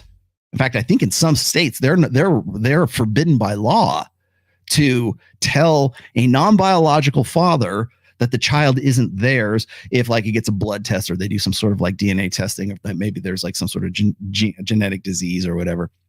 They can't tell the father because because it's in the best interest of the child. They deem it as in the best interest of the child and in the best interest of the mother that the guy doesn't know that he's paying for a child that is not his. That's what you want to talk about. Birth fraud. That's birth fraud. Birth fraud is enshrined in law right now, more or less. And I got another quote here that I'm going to show you here in a second. But even if that man does not contest the child's birth, the child's paternity, by the time that woman gives birth and they're signing, they're putting the name on the birth certificate. If that man does not say, "Hey, I don't know if that kid's mine," if you don't say that as a guy, then whoever she puts on that certificate, that kid is yours. Financially, emotionally, whatever else, that kid is yours. Period. That's how a gynocentric legislation works to disempower men and to take authority away from men. That's what I keep saying. So to have the requirement that an infant must be determined by DNA testing, that's more authority than men have had since they developed DNA testing. So yeah, bravo, let's do that. But that's not going to happen. They were trying to do this also, by the way. There was some legislation. I think I spoke about this in the past. I think it's in Utah, where they were trying to determine whether or not they ought to like get guys to pay for prenatal care. So if a guy knocks up a girl and she gets pregnant, blah, blah, blah, before the birth, and the woman decides that she's going to have the kid and everything, that the man, the one responsible for the child, has to pay the prenatal care, or at least half of the prenatal care before she gives birth. And then, of course, he's on the hook for 18 years. Got it. Okay. But the problem, I was all for that. I think that's fantastic because it would require a DNA test to make sure that the baby is, in fact, his baby. Now, what I wanted to say was, if that's the case, if you're going to do that, and it turns out that the child is not actually that guy's child biologically, genetically speaking, that woman is now responsible for fraud, for defrauding that man of the prenatal care. Can we put that into the law? No, of course we can't do that because the source is the guys. No, it's not, because men do not have that authority. Men have 100% responsibility and 0% authority. And this is one more realm where that is true. And women on this side, you want to know why they don't want to, they'll protest and go do, like I said, performance art. The reason they'll do that is because they want to ensure that they are absolved of bad reproductive choices. But Rollo, how do you know that for sure? Okay, I'm glad you asked. These stats right here are from the Florida state records. These are from 2015. Now, before you go, oh, Rollo, that's from 2015. Track with me here for a second. The state of Florida records a reason for every abortion that occurs within its borders each year. In 2015, there were 71,740 abortions in the state of Florida.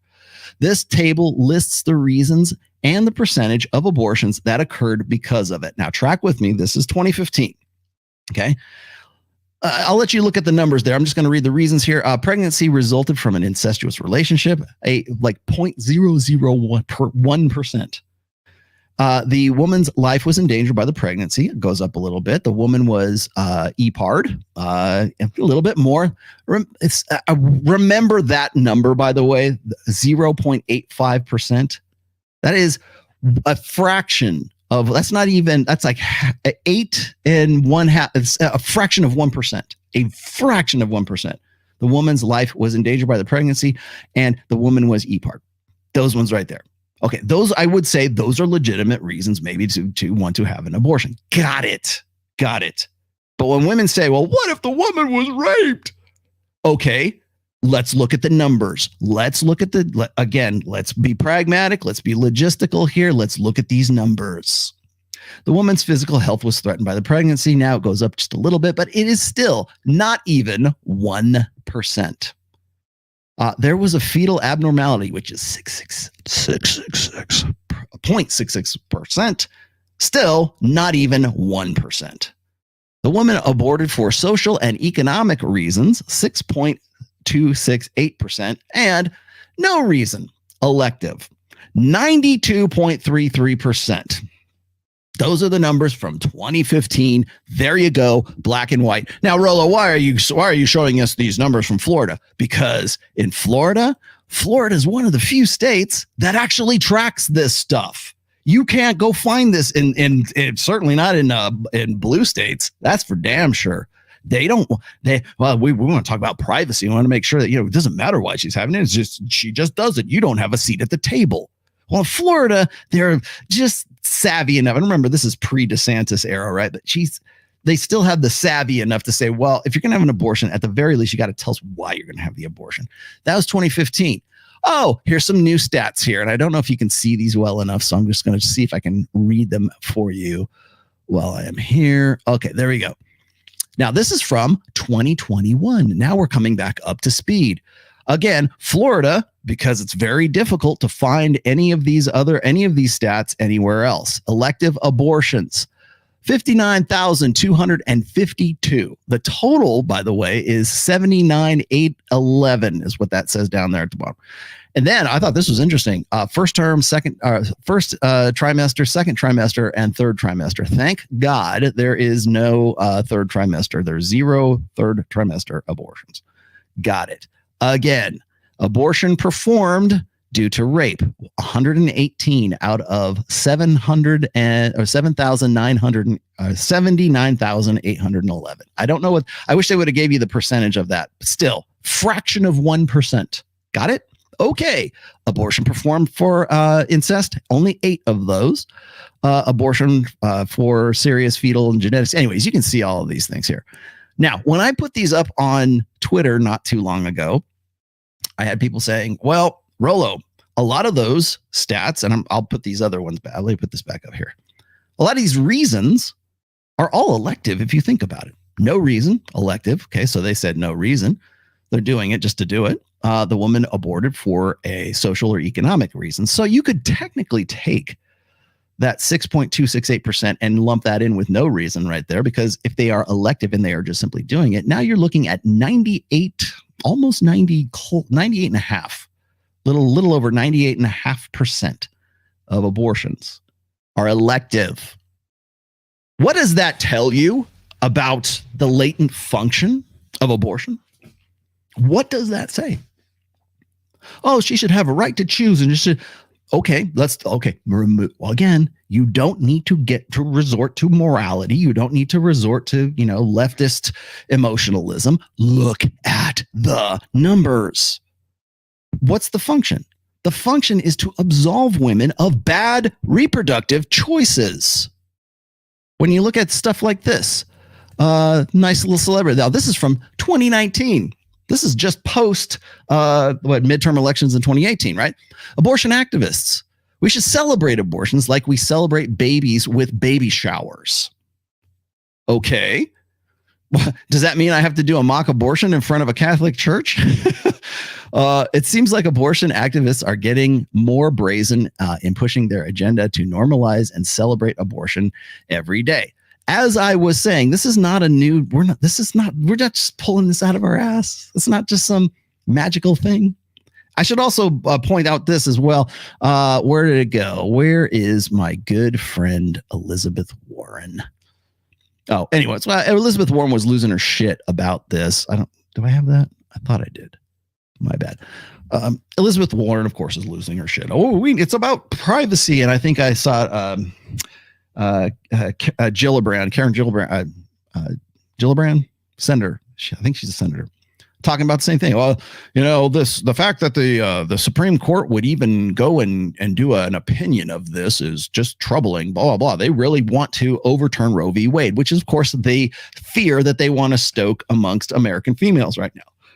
Also, remember this, that women decide votes. Women decide who's going to be the president. Women decide who's going to be getting women out there. Women are the largest voting bloc in the United States. And this is particular to here in this country. It might not be in whatever country you're in, but women decide elections in this country and have done so consistently, really, since I would say, well, certainly post-sexual revolution. But once women were allowed the right to vote in 1920, the women became an increasingly larger and larger voting bloc. Okay. How do we get women to the polls? Scare them. It's the same story. What is it? Feed them fear and sell them security. And that's exactly what we're seeing right now. When you look at just the freak out job that's happening with, like, say, Elizabeth Warren, is like, she's the only one Kamala Harris was talking about this as well. They're all piling on. This is the plan. This is what they're going to ride into freaking November. I guarantee you they will. And I also want to say that it comes in simultaneously at the same time that we're looking at, where is it? There it is. This was from Elizabeth. And this was on March 24th. So this is before the Supreme Court document leak. By the way, there was no vote to overturn Roe v. Wade.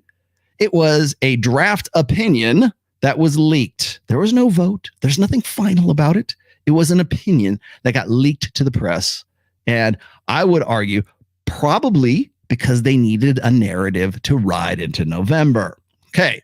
Elizabeth Warren. This was on March 24th, 2022. Women owe over 2/3 of student debt. Canceling student debt would help give millions of women a fair shot at a business. Well, what about the 1/3 of guys who also have that as well? So a fair shot at starting a business, saving for a home, and pursuing their dreams. Have you seen the housing market right now? Student debt is a gender justice issue. There you go.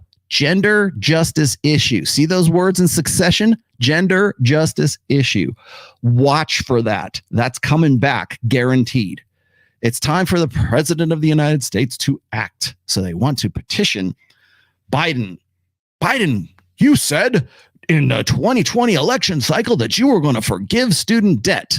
Why is that such a pressing issue for women? This is why. 2/3 of student debt is held by women. And this is from 2020. It is now $1.7 trillion, but Americans carry an estimated $1.5 trillion in student loan debt. Nearly 2/3 of that amount, $929 billion is held by women. We've been printing money like the money machine go brrr. Imagine a in this case, it would be a $1.7 trillion inflationary package, if essentially is what it will come out to by forgiving that debt. Also, we can have gender justice, according to Elizabeth Warren, for the little ladies who took out all of those loans, which, by the way, were made available to them because they didn't have to go and sign up for selective services, and they got it because of special stipends and Pell Grants and Title IX, name it. Why is it that there are 60%, what is it, 60-40 is the skew right now in major universities? And who's going to pay that debt? Who's going to be on the hook for that? The American taxpayer is going to be on the hook for that. And men who had nothing to do with that will be footing that bill again for what? For absolving women of bad decisions because they're independent. Their independence and allowed them to go and get into college and to qualify that for that. And I'm not against women being intelligent. I'm not against female empowerment. I don't have any problem with I don't want to overturn the 19th. I don't care about any of that. I think women ought to be able to do whatever the hell they want. But as a result, they should also be held accountable for their bad decisions. If you're going to be independent, you're going to have to own the liabilities, the accountabilities, the responsibilities for those decisions, which boggles my mind whenever I'm listening to someone like Matt Walsh or some of these guys who are like these conservatives who want to say, oh yeah, was it personal responsibility? They'll throw that line at guys left and right. But when it comes to this shit, no, the little ladies need a little bit of help. We need gender justice.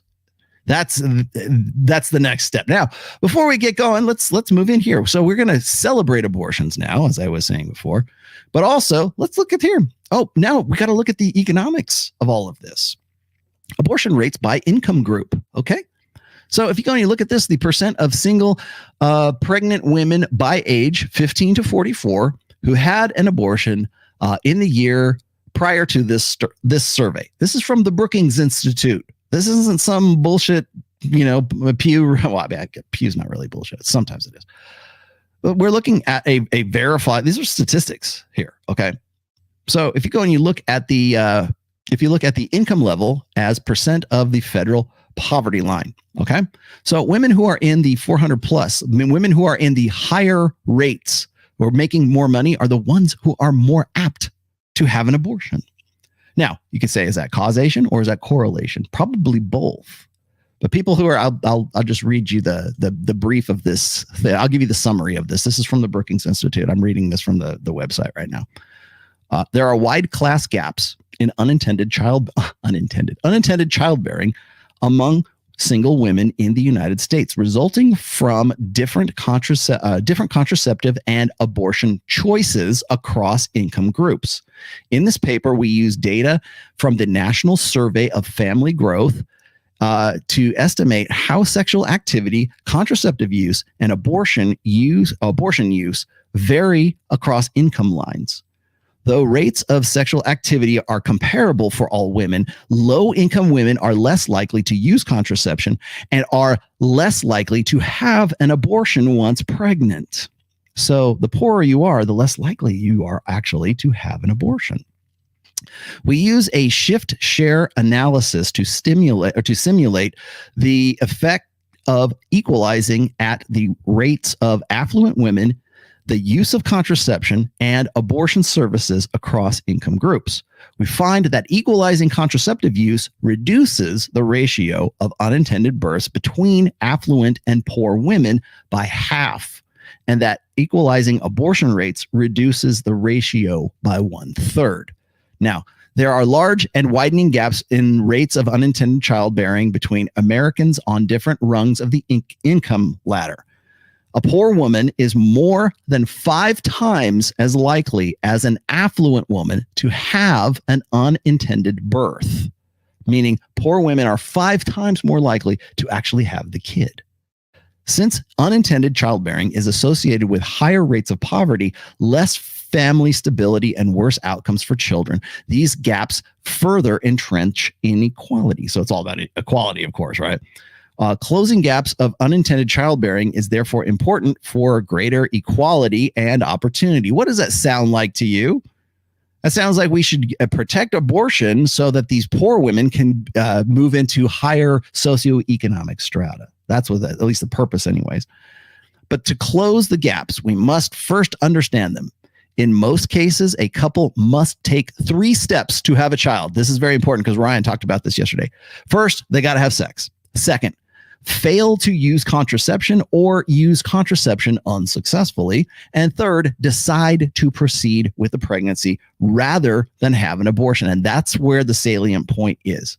Income gaps in unintended childbearing must therefore reflect gaps in sexual activity, contraceptive efficacy, and rates of abortion, or more likely, some combination of those 3.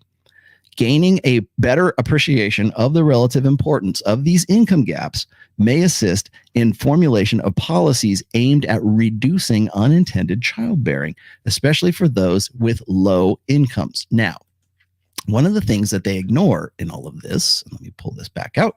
There we go. One of the things they ignore in all of this is the motivation and the incentivization of having a child or not having a child.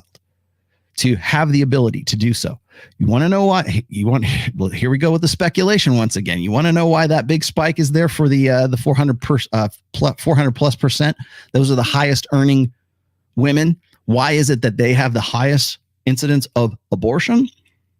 Is it because they aborted and then they were able to get into that higher bracket, or were they already there and they didn't want to be inconvenienced by a kill the party, right? Did they not want to be inconvenienced with that because they wanted to maintain that? Because what happens is when you have the kid, you might drop down into a lower socioeconomic strata as a result of that. So you can make these correlation is not causation.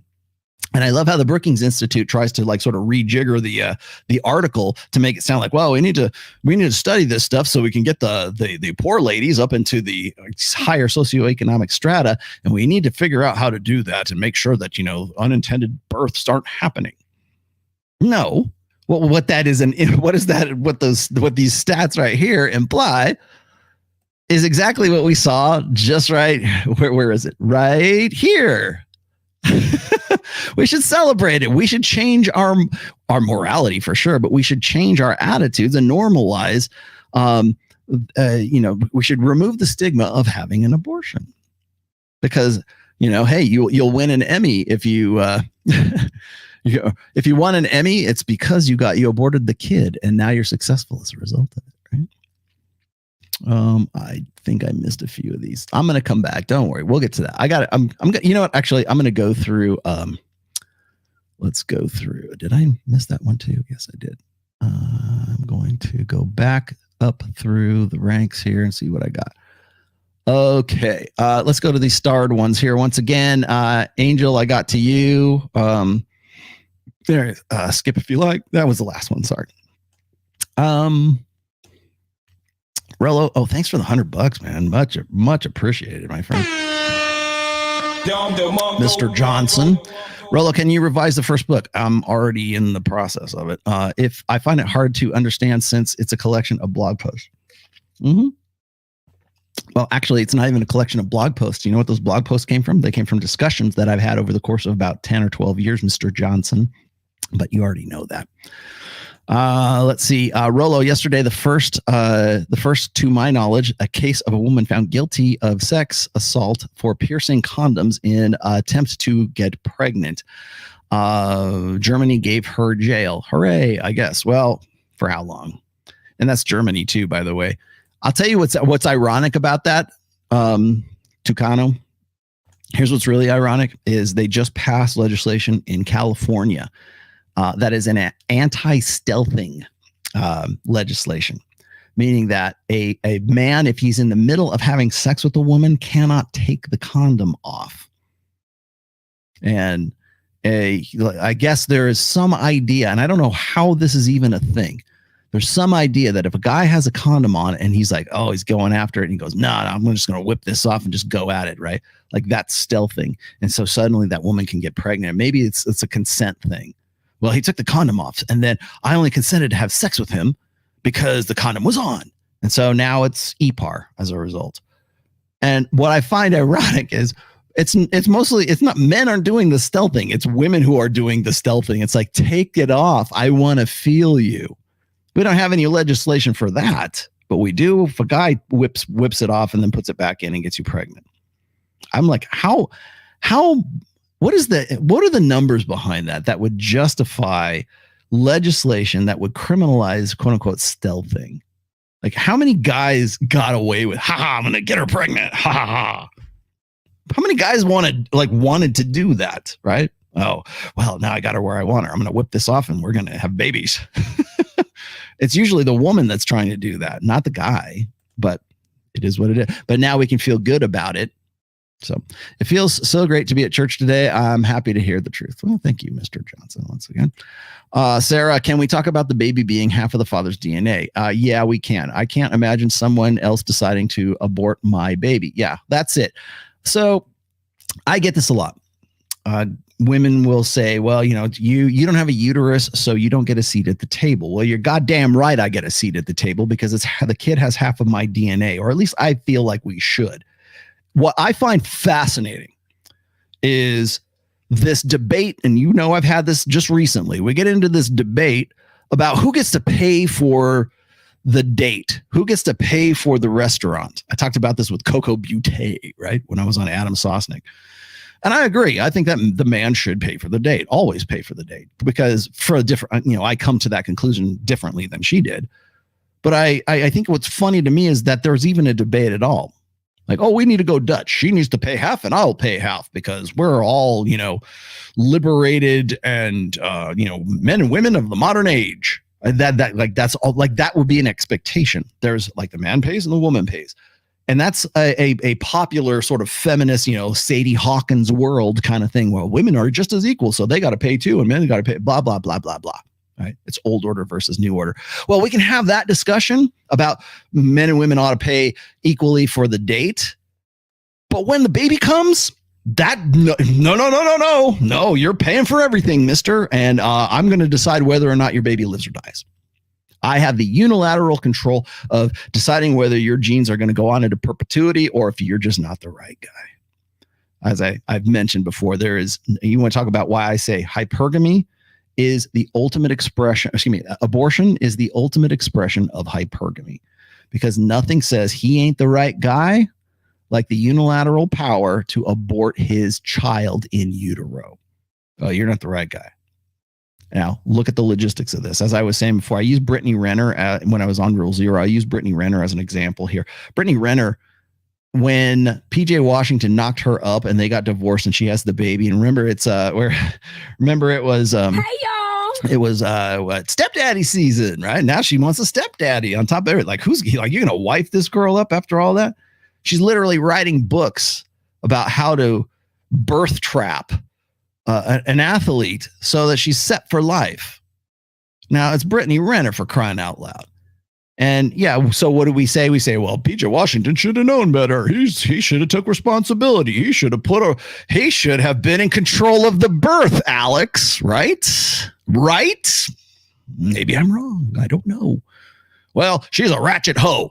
Okay, well, we can make that, but again, not all women will, but any woman can. That's why there's Iron Rule number 5, my friend. Learn it, live it, love it. But again, Sarah's question here is like, I can't imagine someone else deciding to abort my baby. Yeah, well, I've seen stories where guys will say like, well, this woman went to the abortion clinic. I didn't want her to go. I went there and I protested, but there's nothing I can do because it's her body and it's her choice, even though it's half of your genes. I'm probably pretty sure that those cases are few and far between. But again, whether it happens or it doesn't happen, it's still the woman's choice to decide whether or not you're going to be the father. That's what it really boils down to. And until we can, like, there's two things I think you want to get men and women back together again. You want to like pull this Kevin Samuels. I want to see men and women get together and get married. Well, great. I'm not against marriage. I'm against how we do it now. And I would very much love to see men and women come together and have great marriages and have where we are natural, innate complements to one another. But to do so, we would have to accept that we are different and that we are complements to one another. They would have to do that. And we would have to fundamentally rearrange or restructure marriage. It would have to be done that way. And I would also say that in addition to that, men have to have a place at that table. If you're going to expect me to pay for the birth prenatally without a DNA test, without even the doctor being able to tell me that it's my kid, because I might get pissed off, right? Remember male anger bias? Talked about that before. That if that's going to be the case, we need to change that up. We need reform. We need marriage reform, and we need abortion reform. Definitely. We need to consider that men need to be able to have some sort of authority over both marriage and over birth. And you will not change the dynamic that has evolved really since 1965. You will not change the intersexual landscape until you address marriage reform and abortion reform. You will never. All we're gonna do is just keep going with this poly bullshit, and you're gonna have some lady out there trying to pretend like she's having an abortion in front of the Catholic Church. That's what you get. That's the product of 65 years of this bullshit. That's where we're at right now. And until the tradcon, until the conservative Christian, I don't care what, Jews, Muslims, whatever, until that virtue signaling side of the argument is willing to accept that, and until the wokesies are willing to accept that, we're just going to keep on going down this hellbound train. There ain't no brakes on it. And that's exactly where we're going with this. And yeah, women want to maintain that control over the birthing process, over reproduction. That's why I call it reproductive rights, right? You can make it about the baby. You can make it about anything. But the one thing you can't make it about is the guy. The guy's just sitting there going, oh, I hope she doesn't do it. And the baby's like, oh, I hope I don't get killed. And the lady's like, oh, well, if I don't kill the baby, then I won't win an Emmy, or I won't be able to make CEO. And the same, I want to also point this out, because I don't think a lot of people have understood this as well, because I've seen this happen. And this is very important. Pay attention, children. Amazon and I think even Elon Musk was saying this not too long ago, is that they are going to fund, if all this stuff, if they overturn Roe v. Wade, or they give it back to the states to decide you're an abortion state, you're not an abortion state. Tim Pool was talking about how there's going to be a civil war as a result of this, but you're already seeing companies position themselves as being pro-abortion or pro-life, or whatever it is.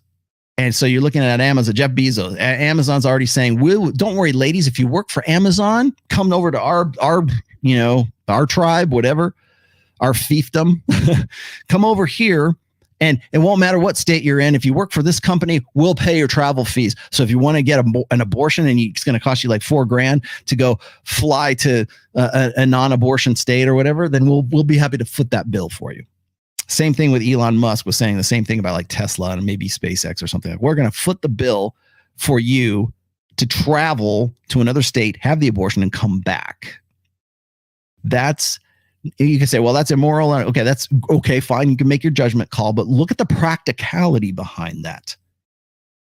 What's the Jordan Peterson will say the same thing. I just watched him talking about this with Chris Williamson when he was talking about how women go through this sort of careerist life cycle, right? They get into their 20s, and they go to college, and they get their business together, or they make partner in the law firm, and they get to be a little bit older until they get to the point where they meet the right guy and they have a baby with him. And then all of that, all the student loans and all of the money and all the status and all of the affluence and everything else that went along with being this careerist woman flies out the window because they want to stay with the baby. They're like, I want to be a mom. I've realized that I don't want to be an attorney. I want to be a mom.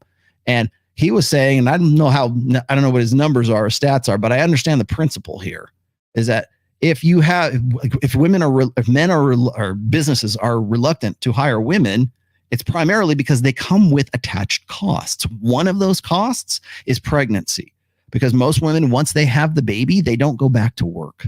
They don't want that postpartum depression. You'll see that on TikTok. I saw that chick.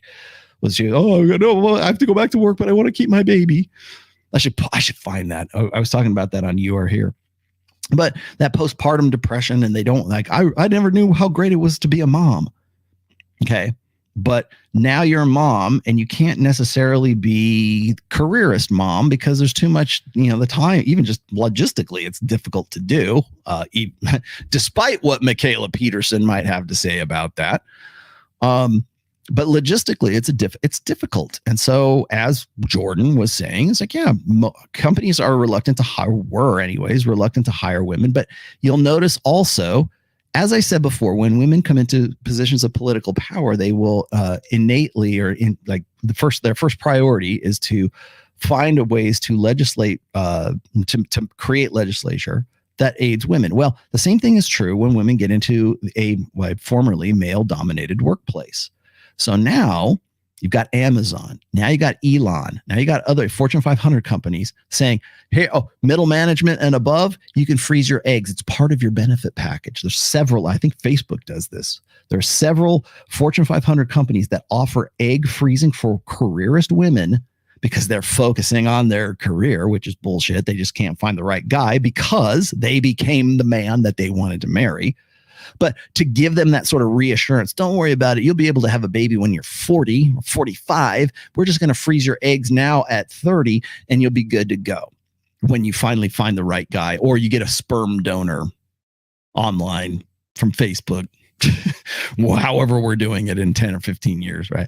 You'll have your frozen embryo or your frozen ovums right there, and you can reproduce, and we'll put them back in you and you'll be able to carry it to term. No problem. Don't worry, girl. It's part of us modern company package, and you'll be able to do it all yourself, right? You can have anything.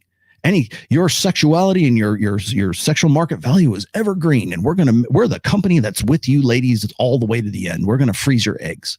That's part of the benefits. Now, in the light or the possibility, the potential of having abortion states and non-abortion states, even though I think this is just bullshit, but you'll notice how quick Fortune 500 or like big companies, Amazon, Elon, whatever, you notice how quickly they jump to say, don't worry, ladies, we'll help you out. They don't want those ladies to leave those jobs in those states. That's why. They're like, oh, well, I can't have an abortion here, and I can't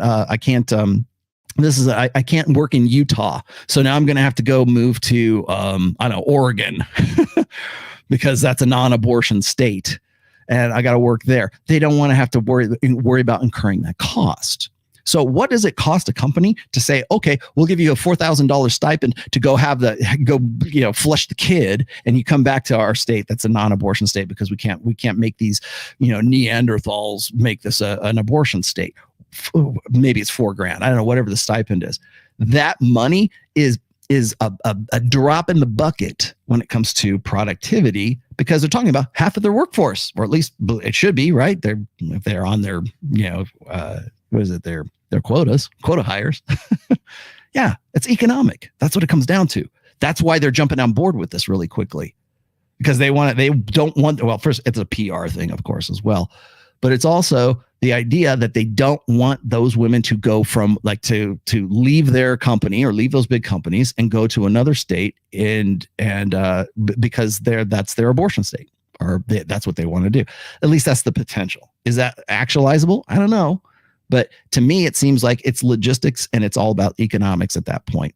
They don't really care about the women. Rollo, any advice on family members who react like enraged NPCs when I tell them red pill facts? Yes, don't tell them red pill facts. My family is so enraged at me. It's like the allegory of the cave. They love my sister, hate me because I say facts. Yeah, well, that's the thing is you can't save them all. There will be casualties. The red pill, the manosphere, unplugging chumps from the matrix is dirty work. You will not be appreciated for it in your time, most likely. As I said before, unplugging men is like triage, and I'm presuming it's your male family members. Whenever I say that, I say it's triage, right? It's like, save the ones you can and read Last Rites to the Dying and move on. You have to accept it for what it is and wait for your moments. Most guys, they want to become red pill evangelists as soon as they read my book or they get into this material and they have their eyes open for the first time and they want to tell all their friends, and they sure as shit don't want their brother to marry that bitch because he just doesn't see the light. Well, your sentiment is noble. Got it. But it's not going to happen. And if it did happen, well, people got to learn on their own. You want to know why all these women came at Kevin Samuels? They're not ready. I doubt they ever will be. That's why you got to read them last rites and move on to the ones you help, the ones that you can save. That's the best I can do for you. I'm having an existential crisis and I don't know how to navigate the red pill. Okay, existential. I watch FNF and you religiously to fix what's wrong with me. Don't. The canvas is too blank. I don't know how to even change the view of myself. Well, first of all, here's what I want you to do is I want you to go pick up this book because I addressed that exactly in the last chapter of this, but also in the first chapter of this. The red pill is not your therapy. Get that through your head right now. It's not your therapy. It's not going to help you. It's not going to cure your autism. It's not going to cure your social awkwardness. Game certainly isn't, right?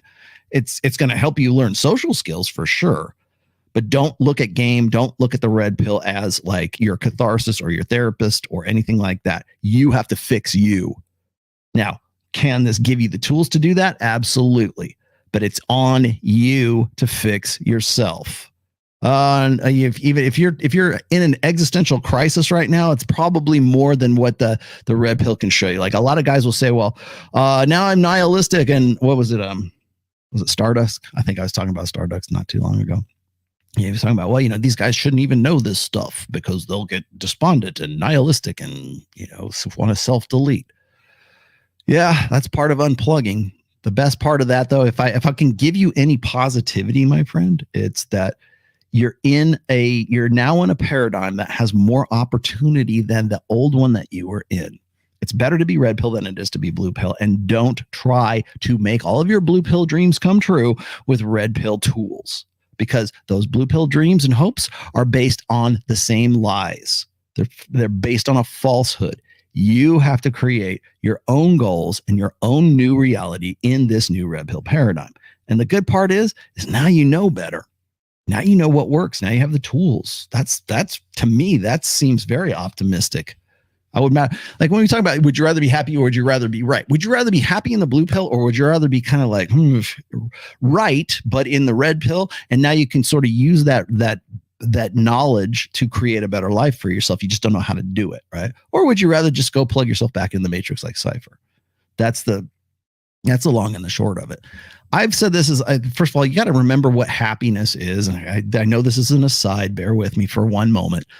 But I keep seeing this all the time, and I want to reinforce this message because I think too many people are falling into this trap. And the trap is, I need to be content. How do I find contentment, Rollo? How do I find this permanent state of happiness? Just do drugs. Seriously, just do drugs all the time or drink all the time. Sedate yourself.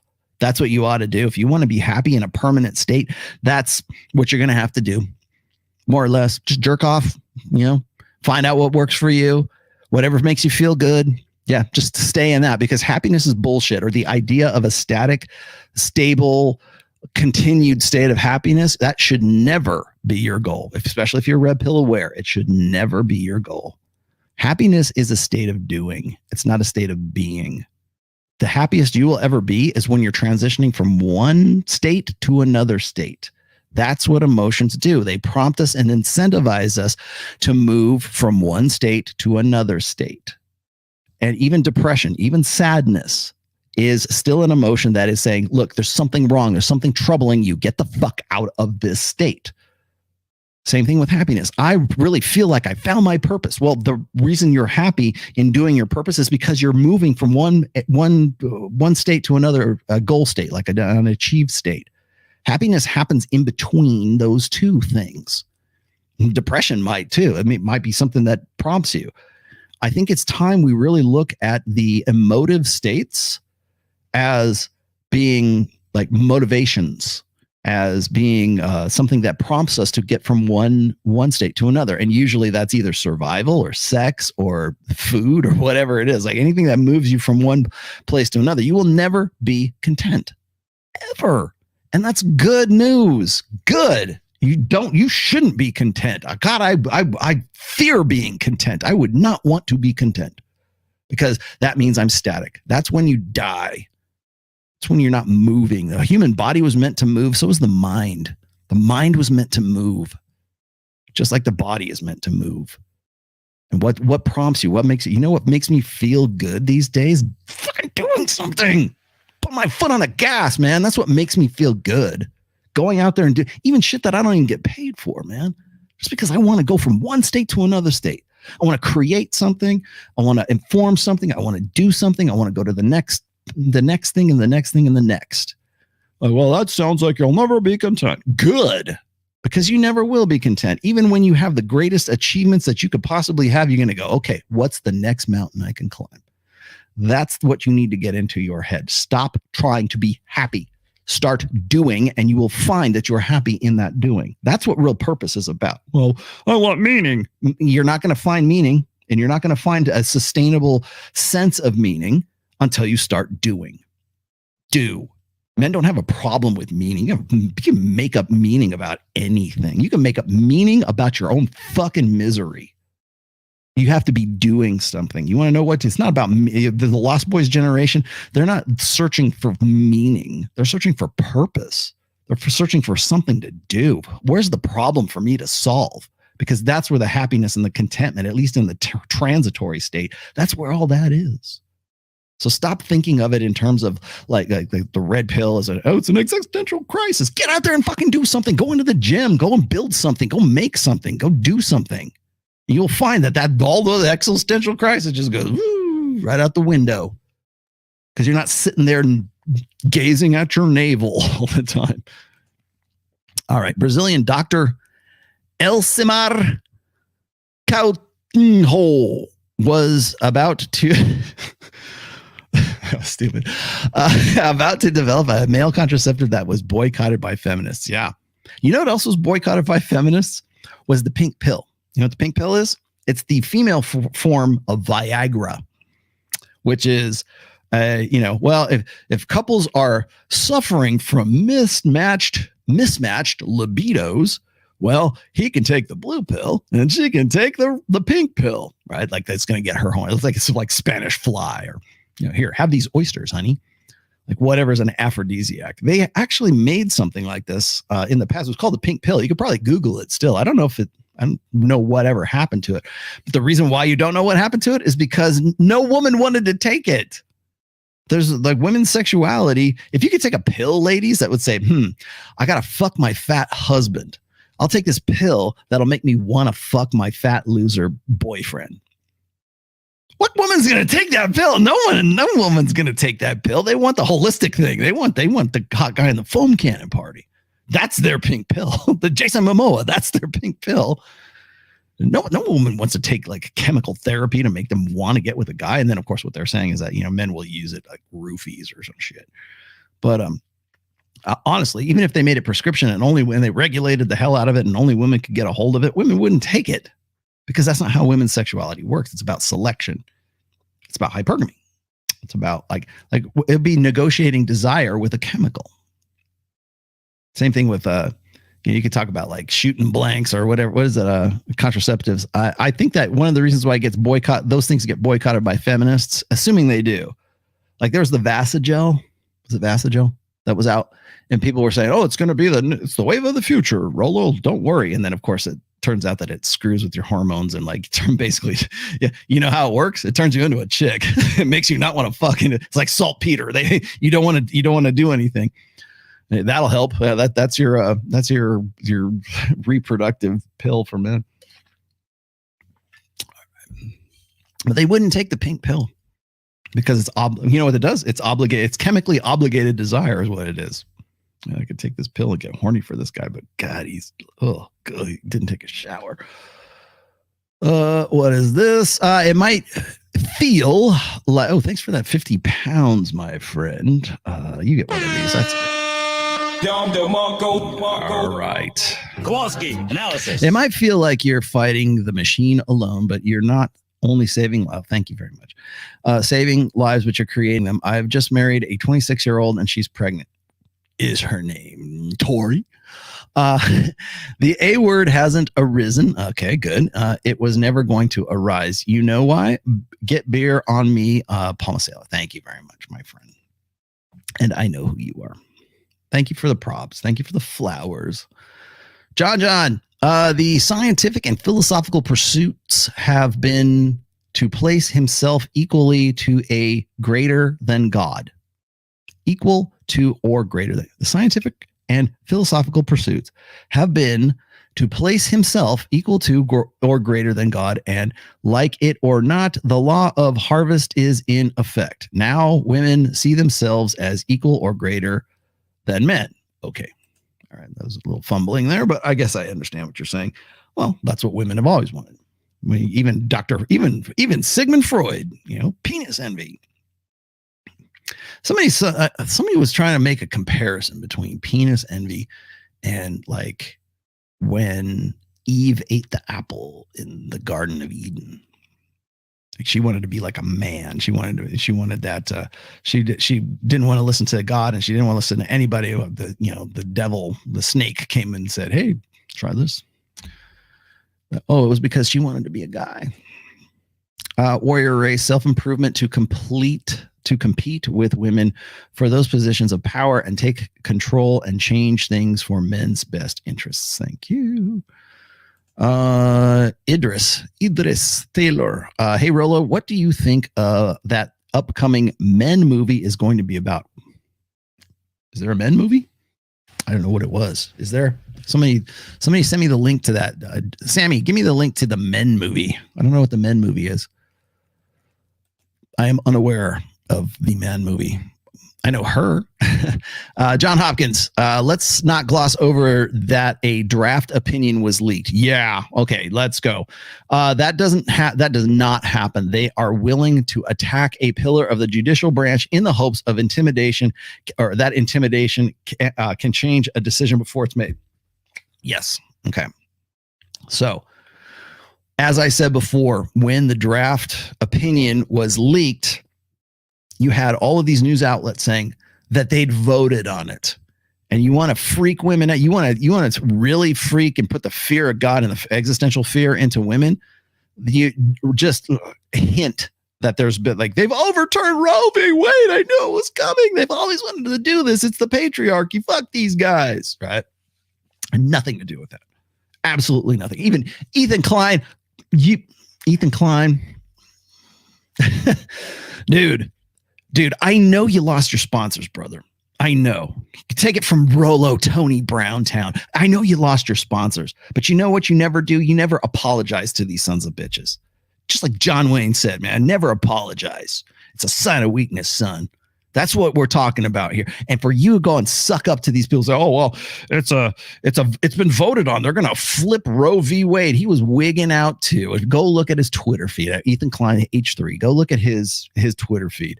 Dude, stop digging. When you're in a pit, the best thing you can do is stop digging, and you keep digging, my friend. And by the way, going at Andrew Tate, you got a backhoe there, my friend, because he's going to bury you, or you're going to bury yourself with that. Please keep going after Andrew Tate. Please, I'm begging you, Ethan. Please go after Andrew, because he's gonna own your ass so well. But you have no idea who you're dealing with. He chose poorly. Yes, keep going after Andrew Tate, please. But no, he was Ethan Klein was talking about. He was freaking out, like he was reinforcing or reiterating the idea that there'd already been a vote. No, there's no vote, asshat. There was never a vote. Stop it. Stop freaking people out, please. You're only hurting yourself by doing so. But yeah, that's the other thing. And Tim Pool was talking about this as well, that it doesn't matter whether it was real or it wasn't real, because it got leaked. And that, by the way, that qualifies as treason. That is literally the very definition. That's why treason is in the Constitution. That's why treason is it's a death penalty in some cases. That is treason. And if it is the girl who was the clerk, I would expect her to be tried for treason. And if she's not tried for treason, then where are we? Then what are we doing here? Also, by the way, today's Sunday. There are protests out in front of John Roberts' house, the Supreme Court Justice, and Brett Kavanaugh's house. And the women are out there singing their songs and probably doing the same kind of crap I just showed you a minute ago.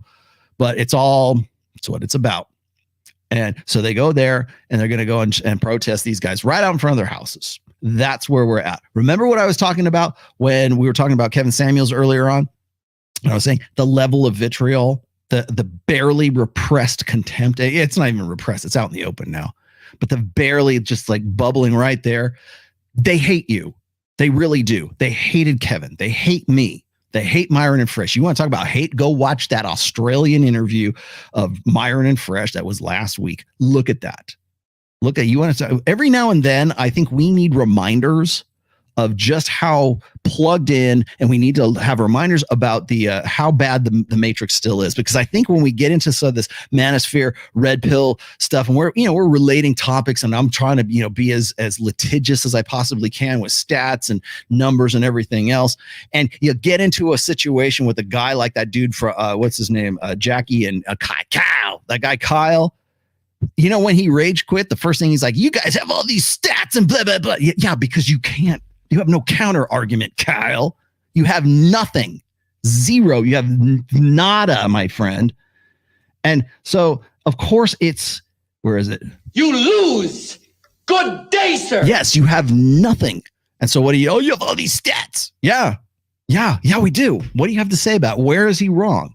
Bye, clowns. See you later. Fuck you. Like that's the level. That's the level of discourse, but it's also the level of contempt. And every so often, I think that like the manosphere and red pill, we need that in our face. We need that thrown at us so that it can remind us of that contempt and that hate.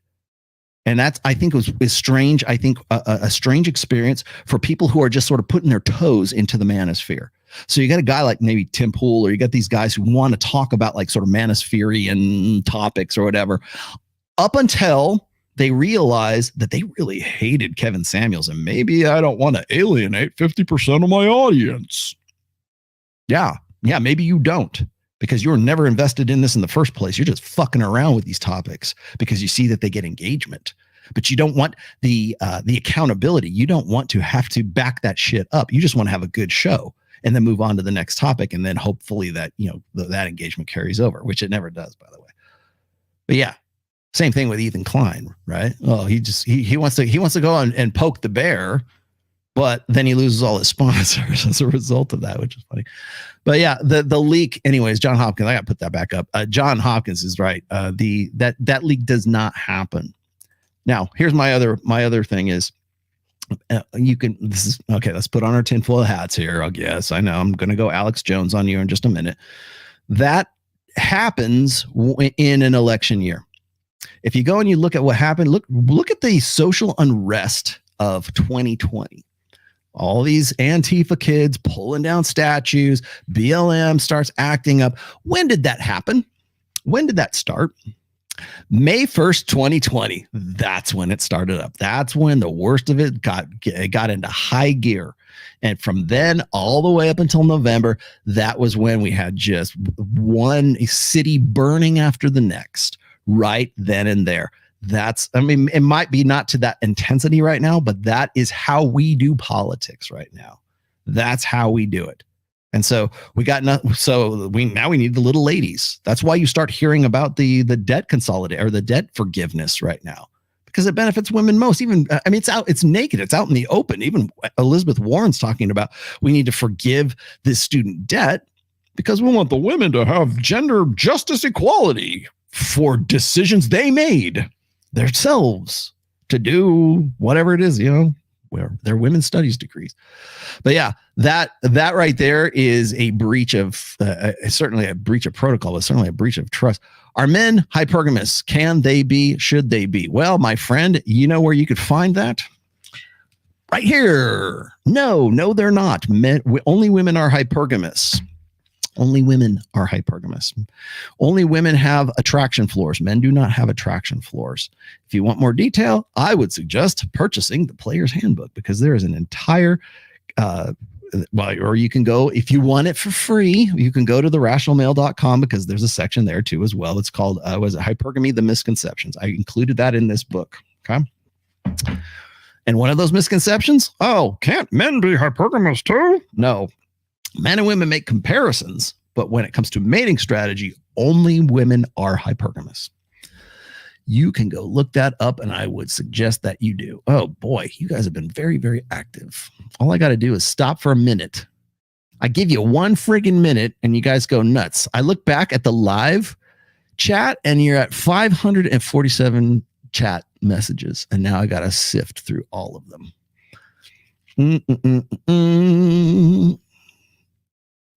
Oh, I got to John Hopkins already.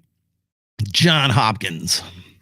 Thank you, Sammy, for being so vigilant on all of this. Oh, by the way, the audio book for this book will be probably end of June.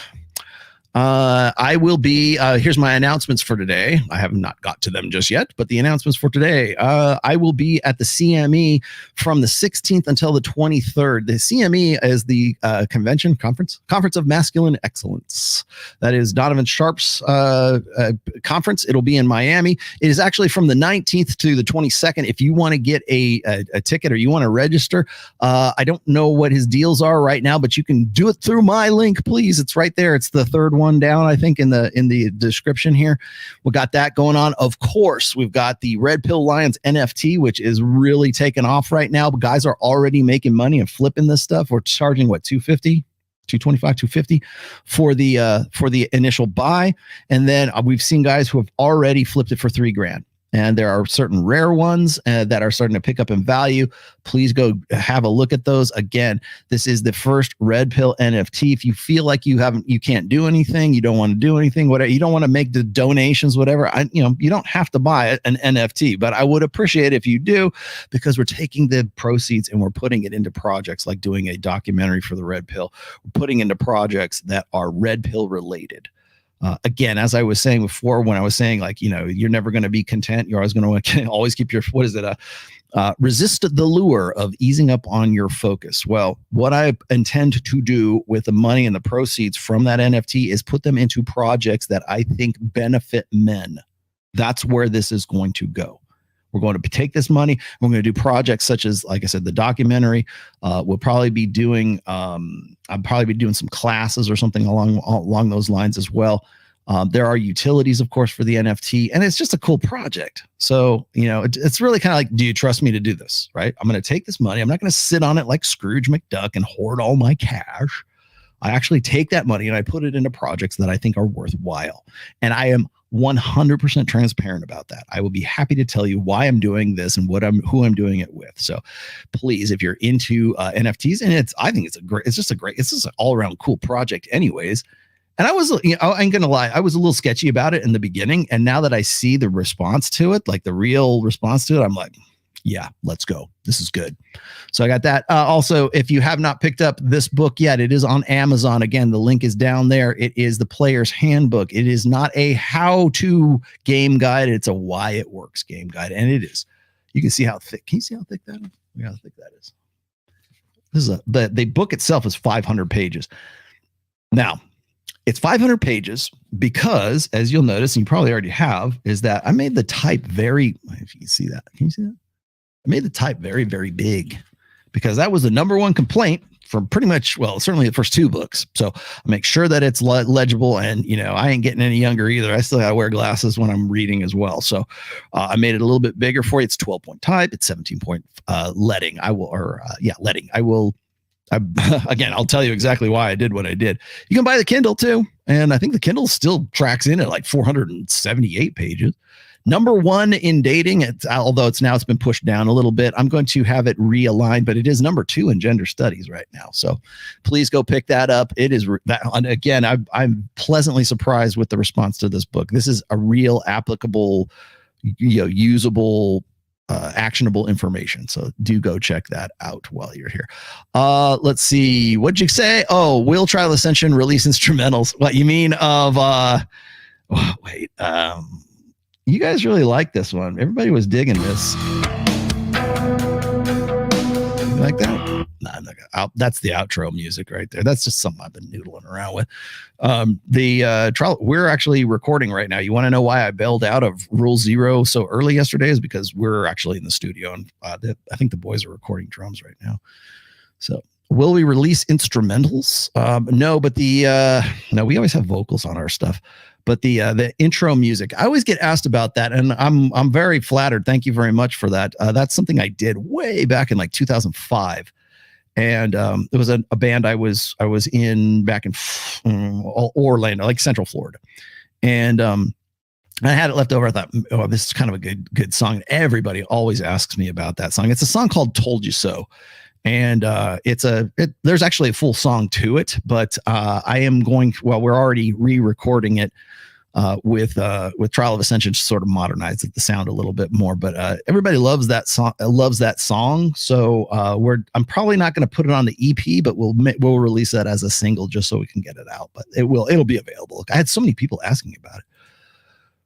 Alpha women terrified of losing abortions. They are also incensed if you ask them, should the same rights be given to men? Yeah, of course not. They don't want the paternity rights for men because that's the base of their power base. So you got to remember that there are certain things that are insurance policies for gynocentric power. Abortion is one of those things. Whenever I talk about, I've said this before, people always try to like nail me. They go, well, Rollo, you always say that men have 0% authority and 100% responsibility. And responsibility without authority is slavery. I don't see that ever. I see men have more authority and blah, blah, blah. Well, when you look at, here's a glaring example of that. There's other illustrations of this, of course. But when you look at abortion, that right there is glaringly evident. Men have 0% authority when it comes to abortion. Now people say, well, if you'd have just kept your dick in your pants, then you wouldn't have to worry about that. Well, okay. But once the sperm leaves your body, you have 0% authority, and you can't argue against that. The numbers are what they are and the facts are what they are. But yeah. Okay, keep going. What's this? Suzuki says, just want to say thank you for all your work. I bought your 5th book on Kindle. Oh, cool. And can't wait to read. I'm off to work. Have a great show. Okay, you have a good day at work, Suzuki. Let's see. What should we give you, Suzuki?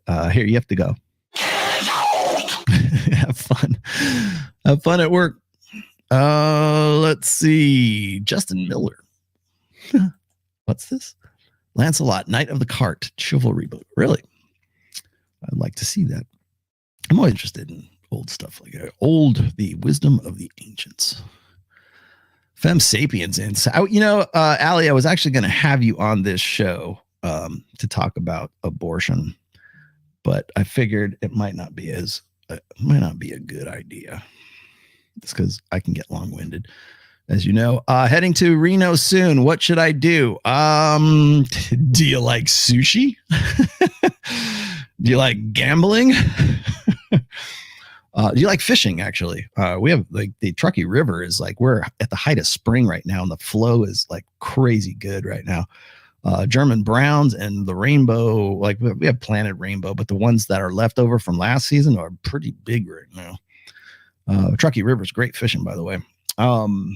I don't know. What do you like to do? There's some pretty good clubs here too. Obviously, I mean, you can go to, if you want to go to a nightclub, I would suggest going to Lex. What else? I don't know. Kind of depends on what you want to do, but welcome to Reno.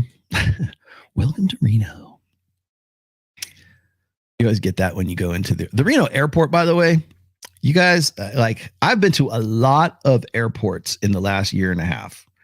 Reno airport is the best airport. A close second is Fort Lauderdale. Like, they're nice, they're clean, they're easy to freaking navigate, man. What is it? TSA is easy to get through. They're not doing construction. It's so, and then the wireless, the Wi-Fi in both of those places is top notch. And they don't make you jump through hoops or watch stupid videos. Key to unplugging. Remember this. Change isn't painful. Pain is changeful. Okay. It's got to hurt to work. Okay. Yep. Let's see. Boy, lots of spammers today, right? Echo. Hey. Hi, Echo. How are you, Echo? How is my girl doing today? Ain't nobody got time for that. In Canada, most women return to work after maternity leave. Only 29% stay home with their kids. Why do you think most women still opt to work? Mostly because they have to. Now, when I was quoting Jordan Peterson, remember I'm quoting women who are careerist women. Now, there's a difference between a woman who has a career and a woman who has a job. So, like, for instance, Mrs. Tomassi has a job. She's had the same job. She's let's just say she works in the medical field and she is very skilled, but it's never been like a career, like, oh, I have ambitions to become the CEO of this company. I have the careerist is a word that I actually picked up from Royce back in the day, but it's actually really is a word. But women who tend to be more careerist, because they have the option not to go back to work, or I would say that women with jobs probably do, because of financial and economic reasons, go back to work. They have to. But if you got women who have the opportunity not to, or they can take an extended pregnancy leave, the other part I should also point out is that when women, the biological fact of women is that they have to balance that work with being a mother, because women, the burden of nurturing a child tends to fall more on the women. And that's not to say that men can't be, nurturing, and like men definitely, a father definitely has a place there, right? But when we're talking about day-to-day stuff, women are the ones who get postpartum depression. Women are the ones who are like, excuse me, are the ones who have a biological like oxytocin connection to that child. When I point out how women are innately and naturally solipsistic, that solipsism also extends to the child, especially once that child is already there. So now it's not so much that the world is centered on her, but it is also centered on her and the child at that point. And we can look at this from a sort of a hormonal perspective as well. So I would, if that's the case, if those are the numbers, like 29%, and you might be right about that. If that's the case, I would argue that it's because women with job, like you're looking at the average woman. When I'm talking about careerist women with like the ones that Jordan Peterson, described, and they don't go back, that's a capital loss for women. I'd also think, I don't know this 100% for sure, but when a company like Amazon or a company like Tesla or SpaceX or whatever, when a Fortune 500 company says, we're going to pay for your travel costs because we're a progressive company and we want you little ladies to be able to, make the right decisions for you, be absolved of your reproductive bad choices. We want to be able to fly you out to where you need to go and get the job done and come back to our work. That's what all that is employee retention, if you think about it. It's not about being on board with the little ladies. It's about employee retention, because you think about the productivity that they lose. Here's the other option. What if the woman becomes pregnant? She says, well, I live in a state that won't allow me to get an abortion. And you know what? As a result, I've been incentivized to have the kid. Well, now what does that mean? That means downtime. That means lower productivity. That means you want to know why my businesses are reluctant. One of the reasons why businesses are reluctant to hire women is because they represent a productivity loss at some point. When God forbid she has 2 or 3, well, she's a middle manager, or she's a supervisor, or maybe she's not quite, management level, but she's somewhere in between, and she's valuable and we need her here. And she produces more revenue than we expend on her salary or whatever. But now, because she got pregnant, because we live in a no abortion state, that that's now we've got to deal with the fact that she's, decided she's going to be pregnant. What's that going to look like for the next, I don't know, what's standard pregnancy leave, like 6 weeks? Like men generally don't get that. I know some companies do that, But like men generally don't get that. And even the guys who do, they're probably gone for 2 weeks and they're still probably working their asses off at home while they're doing so. Because again, the reproductive cost for women is different than men. That's the biological reality. No matter how we want to tell ourselves that we're men and we're women and we're 71 different genders or whatever, the fact remains women get pregnant and men don't. That's it.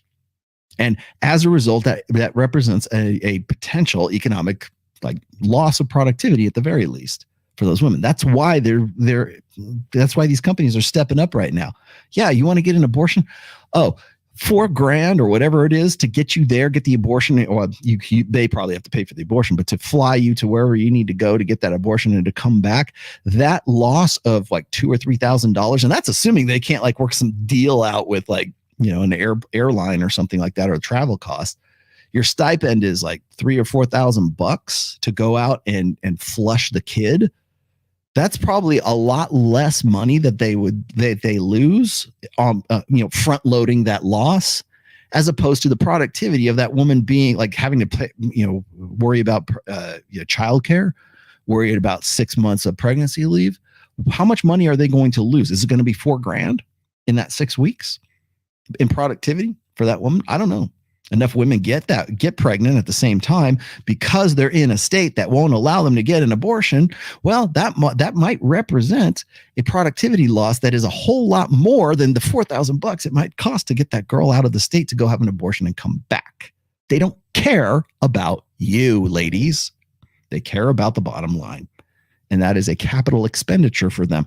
So $4,000 is a small price to pay, as opposed to having you go out and have the baby and maybe it costs more money.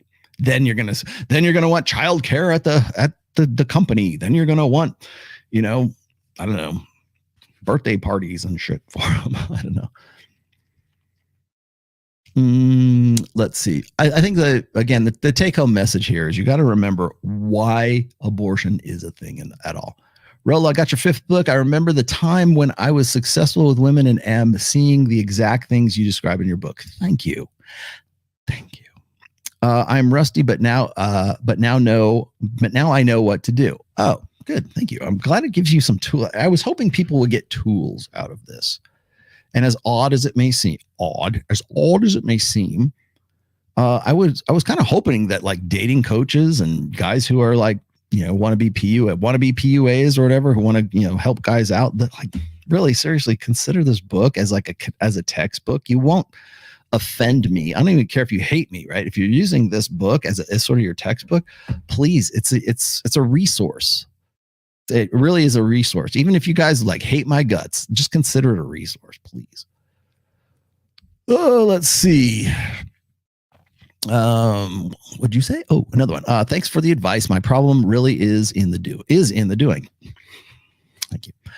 I was always told to follow and not to do so. I really need to break that habit. Oh, good. Okay. I have the 1st, 4th, and the 5th book. Need to finish the last one. Yeah, read the 5th one right now. I think that will probably help you the most.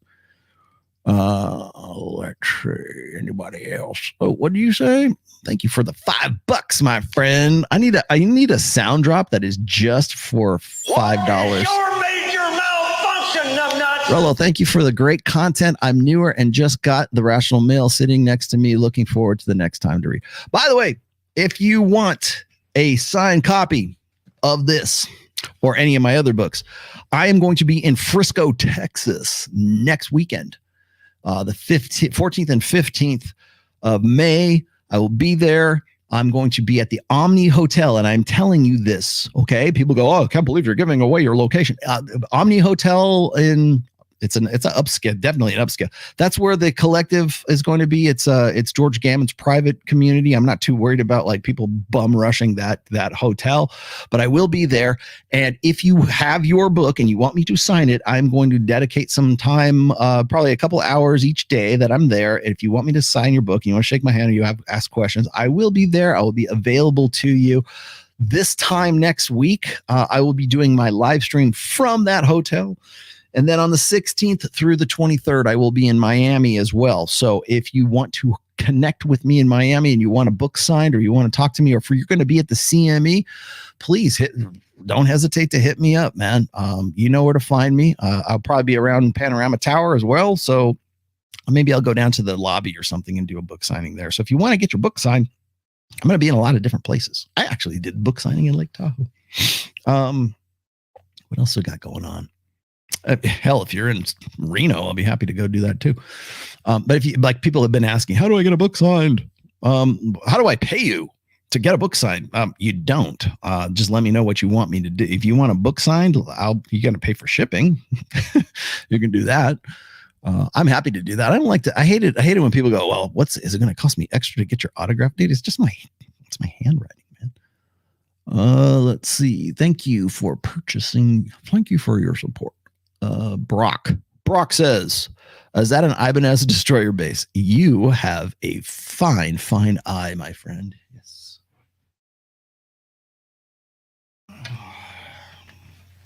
Indeed it is.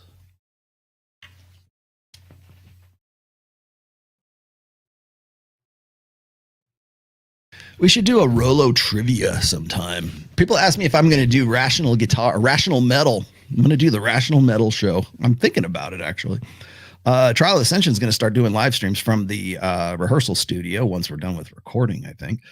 But we've decided that we're going to pull the Lich King thing. I don't know if you guys are familiar with a band called Lich King, but I love those guys. And half the reason I love them is because they do constant rehearsals, like video live streams from their rehearsal place. And I get addicted to watching these guys. And not just because of the music, but just like the back and forth between the guys in the band. It's funny as hell. It's entertaining to a guy like me. So, but we're gonna probably end up doing some live streams from the Trial of Ascension studio at some point. Yes, it is indeed a destroyer base. I also have I've got a Ibanez Destroyer guitar here from 1984. I don't mind if it costs $50. Where can I purchase hardcover versions? Nowhere yet. I'm considering doing a full hardcover set of all 5 books, but I got to do the first one first. So that's coming up. Let's see. Oh, what do you say? Oh, Thot Mommies in the club. Oh, really? Oh, you're going to invoke Thot Mommies? Here you go. How about this one right here? Mom.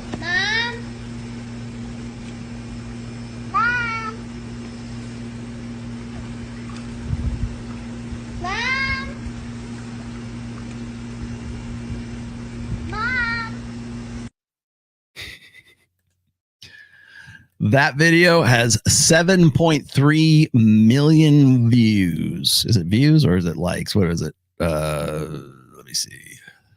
Yep. Which TikTok you have that has made the most views? 7.3 million views for this.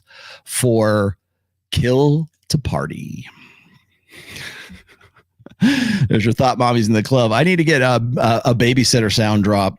I had that on tap, by the way. I had that already preloaded. I was like, when am I going to use that? Now. That's kill the party. That's what abortion is. It's a kill the party. Now you can say, well, they're not partying there to make a tough decision to let go of that child. They're going to be scarred for life. Yeah. Well, why are we celebrating it then? Why are we have like the memes that say, oh, we need a part? Like I can remember, and I forget what year it was, but I think it was, 2017, 2018. And there was, I think it was in Ireland where they finally legalized abortion in Ireland. And it was a party scene when they finally made the big announcement. And you remember Ireland, at least used to be anyways, a Catholic country. And so obviously abortion had been illegal for a long time. They made it legal and everyone's like, yay. And they had this huge, big crowd of people like just, celebrating and dancing because now women could abort their children. And it wasn't just Ireland who was celebrating. It was countries like Argentina and other countries, United States for sure, all across the world who were celebrating Ireland finally legalizing abortion. Now I can give you other examples of that too. Like I think Argentina might've been one, but the formerly Catholic countries that had banned abortion, when that abortion ban is lifted, it's time for the entire world to celebrate along with that country. That, my friends, should tell you what's up. That right there should be in no uncertainty. Like when guys tell me, Rollo, I don't think that this feminism stuff, this gynocentric stuff that you keep talking about in religion, right, is applicable to my country. You know, I live in a Muslim country. I live in Iran. I live wherever. I live. That could only happen in the United States because there's just nothing but tricks and hoes there. But yet, when your country legalizes abortion, other countries and other people are from around the world, even in your special country, they're all celebrating too. So it's being disseminated worldwide right now. That's the new religion. It's the goddess movement, as I keep saying. That's really what the abortion is about. You want to see the little ladies sort of come out and just grind their teeth? This is going to be the year because they're going to ride this abortion, this Roe v. Wade thing. Probably nothing will happen. Nothing will come of this. But you will hear about it right up until maybe like Halloween, October 31st. And then by November 8th is when the vote happens for the midterm elections happens. Right after that, crickets, silence. You will not hear anything about it. Nobody will give two shits about it. Shout out to the Lions. Yes. Oh, wait. What's a good one here? How about that one? Oh, wait. That's better. There you go. Yeah, we're doing good. I love it when I see like lions in an av, like in your avatar pictures. Your profiles are great. Rollo, what do you think of Dr. Curry from Amber Heard trial? Oh, funny you should say. I didn't know when I was going to be able to insert this one either, but let's throw this one out here. Look at that. Amber Heard 2016 versus 2022. Like that? Those two bottom shots right there where she's just like raging in one and she's all crying in the other right there. That right there should... If you want to know what like a borderline personality disorder looks like, those two pictures at the very bottom, the left and the right on the bottoms, that's the image. That's the art. That is the iconic epitomization. Is that a word? Of borderline personality disorder right there. Yeah. Stick that in your pipe and smoke it. So Dr. Curry, now was she the one? Is that her? Is she the one that like diagnosed Amber with BPD or NPD? I'm not really sure. Was it beta for her husband to deliver her muffins? Oh, you mean the thing? I don't know. I didn't even see. I don't know. I don't keep up with that shit, man. I really like people keep asking me about what I think about the Amber Heard and beyond the obvious, beyond it being about Johnny Depp. It's like we're still listening to this. Like, remember that was from 2016. That shot, the left side of that's all 2016. That's how long we've been that's how long. I feel dirty. I feel dirty for even knowing who Amber Heard is as a result of this. And it's been like cramming down your throat all the time. Yes, she's fucking nuts. And credit to Jason Momoa for calling that shit out a while ago, right? But it's just like Prince Harry and Meghan Markle. They're going to be back in the news any minute now. Trust me. I don't know. Forgive me for not wanting to pay attention after, 7-8 years now. I want a 4K payout times the average abortion rate payout for my female counterparts because equality. Okay. Thank you. And what do we have here? Hey, Rollo, 2 to 3 year long lurker. Oh, thank you. Thank you for joining. Thank you for joining us, Gustavo. Oh, man. Long time lurker, but I appreciate all the work you've done. Your work has helped me tremendously. Thank you. That's nice to hear because I don't hear that a lot. What did you say, Rollo? Will you be mad if the Red Pill girls make an internet dad shirt?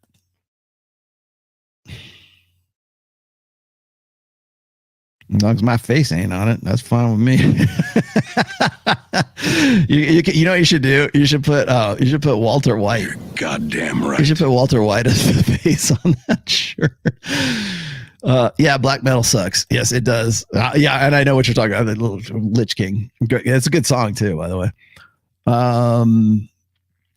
I'll send you my book when you make the hardcover. I'll send you my book when you make the hardcover, The Rational Male. Looking forward to it. Yeah, it's in the works. Finally, I think it's been I don't know if it's still in beta or if they finally have it ready for prime time, but Amazon is finally I say allowing, but they're finally got hardcovers out as an option, which they didn't have before. I'm addicted to gambling. How to come out of it? Stop gambling. Change your mind about yourself. Gambling. You're not addicted to gambling. Let's see. Mr. Johnson. I thought I got to Mr. Johnson. I got to you already. What am I saying? Why are you giving me these other ones, Sammy? All right. That's good enough. Okay. Here we go. We're at the 3-hour mark, and I would be remiss if I did not plug this in here. I'm gonna riff on this for just a little bit because I want you guys. Matt really comes up with some good stuff in here, so I'm going to throw this out. And can get pregnant. So the Roe news has sparked mass confusion, really, on the left. Some have retreated back to the standard feminist, no uterus, no opinion talking point, which, even though that's now defunct, they're still going with it. Others have tried to cut a path between that and the trans agenda. So, for example, I thought this was funny. Okay, so what? Let me just give you a preface here. What Matt's talking about is sort of this. It's cognitive dissonance, is what it is. And Matt, I know it makes for a good show, but the cognitive dissonance that you're getting at here is part and parcel of the whole thing. They wouldn't have a case if you weren't talking about it in the first place. Again, drawing attention to this, I commend you. Thank you for doing. You're doing yeoman's work here. But the fact still remains is you are engaging in an emotional argument with with an empirical basis. So let's keep going here. The AP yesterday put out new style guidance, and this is the style guidance that they're giving. They say, quote, phrasing like pregnant people or people seeking an abortion seeks to include people who have those experiences but do not identify as women, such as transgender men and non-binary people. Such phrasing should be confined to stories that specifically address the experiences of people who do not identify as women. So this is their attempt to come to a compromise. According to the AP, you can still say things like overturning Roe is an attack on women because you only need to acknowledge the fictional existence of pregnant men when you're specifically talking about pregnant men. This is how the AP seeks to have its cake and eat it too. Wait. Matt, they know this. They know they're being duplicitous. They know it's bullshit.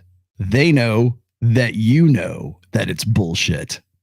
They know that you know that they know that it's bullshit, and you're going to keep talking about it to expose this. Oh, what a revelation. You're exposing the duplicity of the law. And they give it a good shot. But ultimately, the attempt fails. No, they don't. Either women exclusively give birth or not. And if not, then it doesn't make any sense to say that abolishing Roe is an attack on women. Now, it doesn't make any sense, first of all, because it's not an attack on women. But even if it was, the claim is incoherent if men can also get pregnant. I mean, you might as well say that abolishing Roe is an attack on people with blonde hair or an attack on people who are 5'7". You would be confusingly and arbitrarily limiting the conversation in a way that makes no logical sense.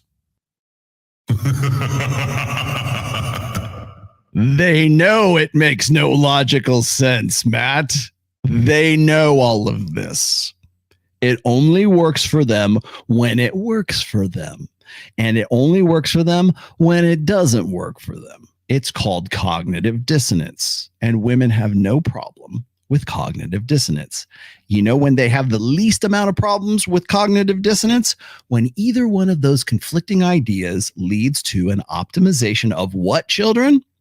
Hypergamy. Right. So what works and what doesn't? You made the same case about the male swimmer who dominated female swimming. Oh, I can't believe that they're so duplicitous. You really can't believe that? Because I can sure as hell believe that. Absolutely.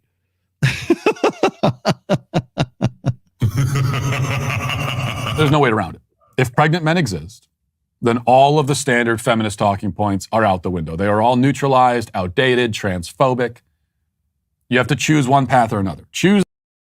That would make sense. That would be empirical, yes, but they don't care. The path with pregnant men and penis-bearing women, or choose the path of reality. You cannot live in unreality and reality at the same time. Path at least you can't for now. Not until Mark Zuckerberg hooks us all up to the Matrix anyway. Then maybe that'll change. But Democrats have never been troubled by their own incoherence, which is why so many are forging ahead with their standard feminist claptrap. And we've heard many examples of this over the last few days. I want to play one more because it unintentionally raises, I think, an important point. So here's Senator Mazie Hirono, perhaps the dumbest member of Congress, and that's saying quite a bit, giving her take on all this. Listen. I am just gobsmacked. I hardly know where to begin. But fundamentally, Republicans don't give a rip about women. They are more angry, incensed, and whatever words, outraged by the leak than they are by the fact that women in this country. Did you see her just read that? And they're outraged.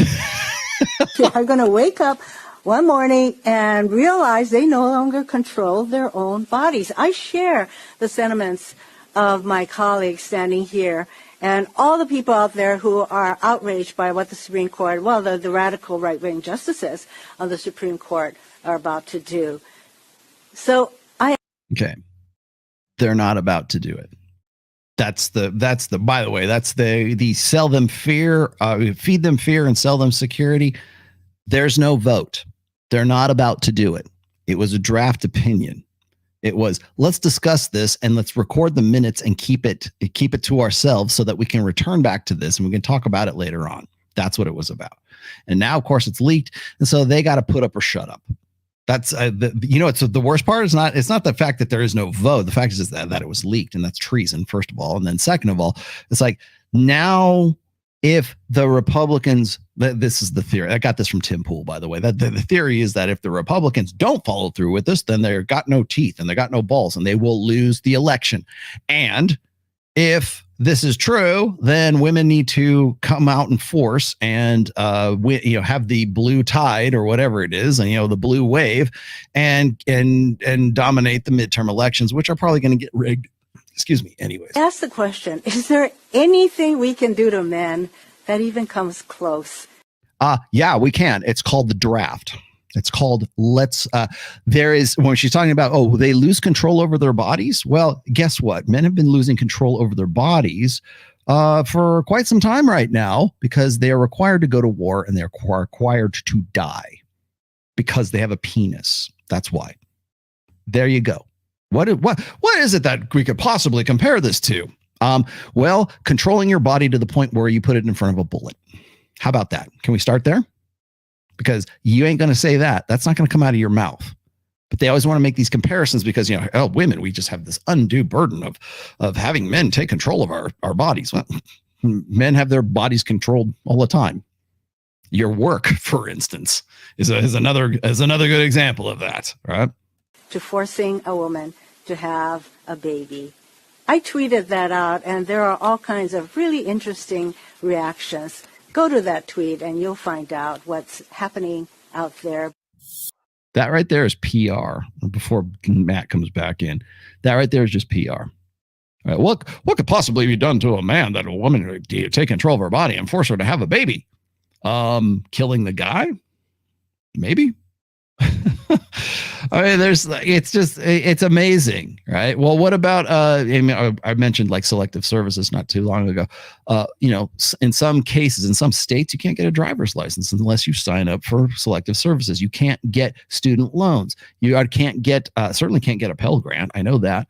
If you have not signed up for selective services, if you don't put yourself out there, and you want to talk about like making, as I've said before, was it the true definition of power is the amount of control, the amount of control over the direction of your life, and nothing takes power away from men like being required to put his body physically into a position of danger, putting his body into mandating that he do that. In fact, limiting his rights unless he is willing to do that. That right there. You lose the case. You lose You lose in that sense, madam. I forget what her name is. You lose there. And men have been doing that for centuries right now. I got a better idea. Here's what we do. If you want to keep abortion, great. Let's just keep abortion. But guess what? Here's the caveat. Here's the add-on, the compromise for that. No other man will go die in any war until what? Like 4 million? I don't even know what it is. 4 million guys. Let's just round it off. 4 million women die in combat. Then we can talk. And no other man has to be drafted, and only women go to war, and they all die in war. And until we reach the 4 million mark, it's probably more than that, but like, let's just say 4 million. Until 4 million women die, then you don't get to, then we haven't reached gender parity. You going to go march on Washington for that? I don't think you're going to. Yes, go to that tweet and find out what's happening out there. She says, like I said, a very, very stupid woman. And they're not all stupid on the left or the Democrat Party. I mean, there are. She's not stupid. She's reading from a script. She's stupid because they tell her to be stupid. There are some of them that are quite smart and very evil. But for Mazie Hirono, just a very dumb person. And she says, what can we do to men that comes close to forcing a woman to have a baby? Well, again, according to your own party, we can force men to have babies too. I mean, that's because according to you, that's possible. But putting that aside, putting aside the fact that everything you said contradicts everything else you say, we have to clarify two things. First, I know these people aren't big on definitions, but by definition, women who get abortions already have babies. If they didn't have babies, then there would be nothing to abort. Now, yeah, we might use the word have to mean give birth, but even after a woman has a baby, she still now has a baby. So when I say I have children, I don't mean that I am now in the process of giving birth to them or that I ever did give birth to them, though I could have given birth to them, according to Mazie Hirono's party. The point is simply that the child already exists once the abortion occurs, and nobody is in favor of forcing women to bring children into existence. That's not what anyone is saying. But once the baby does exist, which happens at conception, nobody should be able to kill him. That's all. So I think one of the things that the conservative right really loses track of here, first of all, if you make it an emotional issue, if you make it a moral issue, you're going to lose, because it's only going to be ideology versus ideology. It's going to be believer versus believer. What's right and what's wrong? That's the state of the argument. You don't need religion to win the argument, though. That's just it. And if you're of the Matt Walsh, if you're watching, right? If you're of the conservative mind bent, right? Stop making moralistic appeals. I know that we make them later, but like to really drive the point home, if you want to win the argument, the numbers are there, man. The data is there. The reasons for this is there. All of this stuff that I'm showing, that I've just brought up when I was talking about how this is electioneering is what this is. It's propaganda. It's agitprop. You know what agitprop is? It's agitating propaganda. That's actually a word. Go look it up. Agitprop. AGITPROP. It's a real thing. Look it up. That's what this is. You want to talk about the Democrat Party? Agitprop. That's what this is. Just like forgiving student loan. He talked about this not too long ago too. Like forgiving student loans. Yeah. For the 2/3 of, actually probably more than that, but 2/3 of the student loans held by women. Talk about it. Bring that shit up. You really want to make an impact? Stop talking about this, the baby, this and that.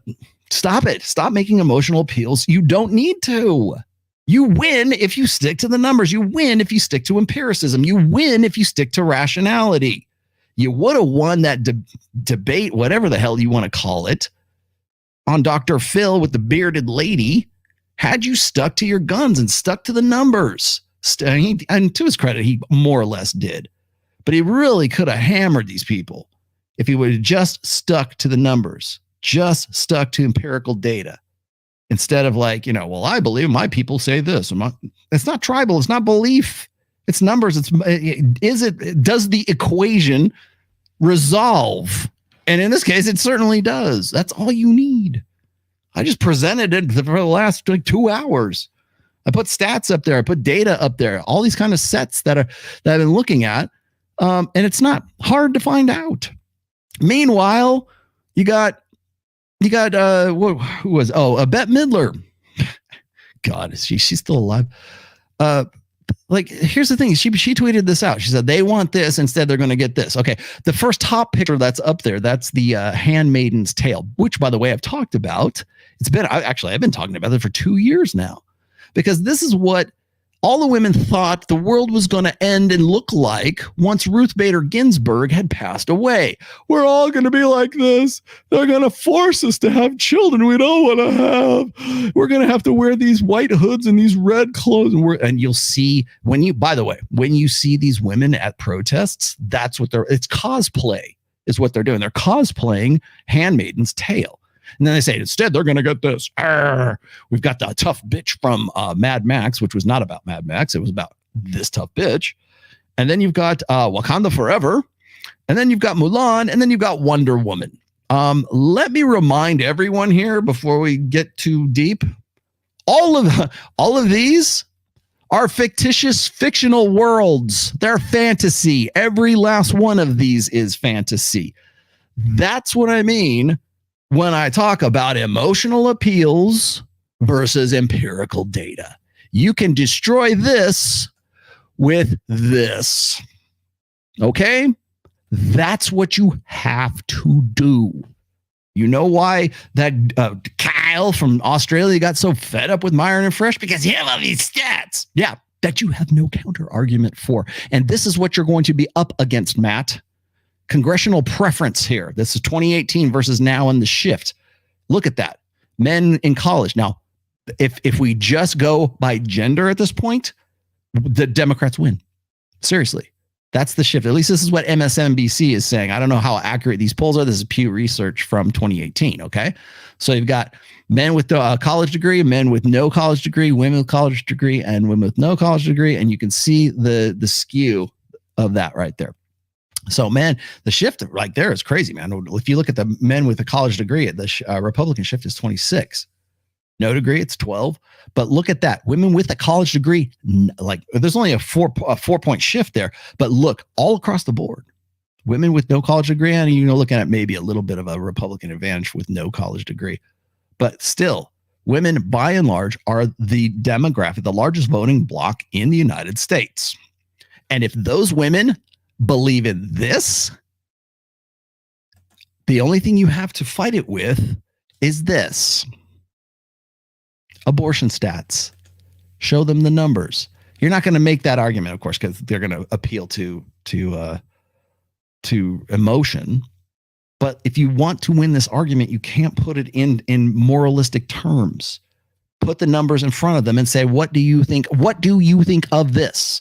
Should have done that with the bearded lady too, by the way. The other part of her claim is what raises, I think, the important point, which is she says that we don't do anything to men that comes close to forcing women to have babies. Well, I'll tell you something we do to men. By the current law, a woman can legally kill a man's child without his consent. Men are in the unique position of having absolutely no legal power to prevent the murder of their own children in the womb. And what makes this even more outrageous, if it could possibly get more morally outrageous than that, is that though the man has no legal power and no say at all, as soon as the child is born, the second the child is born, he can be legally required to financially care for the child for the next 18 years. Oh, it gets worse than that. It doesn't even have to be his kid. It just has to be your name on the certificate. I'll dig that up here in just a second. But it's worse than that. You can be legally held responsible for a child he doesn't even hold your genes, my friend. It's again. And then I think what's funny is if I were to get into some sort of like debate or some sort of like long like engagement with like, I don't know, Candace Owens or Matt or whoever else, and anyone really from Daily Wire, if I were to make the assertion that men have 100% responsibility and 0% authority, I said this on Patrick Bet-David, they would fight me on this. But here he is making that point, literally making that point. It's 100% responsibility and 0% authority. That's an example right there. That's what you're fighting against. Now, I'm in favor, personally, of forcing men to take care of their own children. But I am not in favor of a dynamic where in one instant, the man goes from totally irrelevant, utterly powerless to prevent the child's execution, to on the hook and responsible for the child for the next 18 years. Mm-hmm. And there are a lot of problems with this dynamic. One of them is that the message that you're sending to men. Okay, let's cut the shit first off. It's not 18 years. It's the rest of your life. Seriously. Because you're invested in that child. Like, my daughter is 24. It didn't stop at 18 magically. Trust me. I mean, maybe legally you can walk away from it then, but you're never going to walk away from it. When the child is in the womb, is that this you have no power, no say. It's not even really yours, and it's just an it. It's not even a child. It has no worth, no value, nothing. And it can be killed, and it shouldn't matter to you at all. And then, as soon as the child is born, now you want the father to feel responsible for this being, which for the last 9 months you have told him isn't even human. The whole thing makes no sense. It's a lump of cells. And this is a type of injustice suffered by men and by men alone. No woman in this country will ever be in the position of having to sit by powerlessly while someone else legally murders her child. Now, sure, there are lots of men where this goes the other way, and they are pressuring women to get abortions, and that's a horrible thing too. But many, many cases go in the other way. Yes. And it's a part of the abortion conversation which is almost always ignored. Yeah. You know what else is ignored by you as well? Is stats like this. These abortions are elective.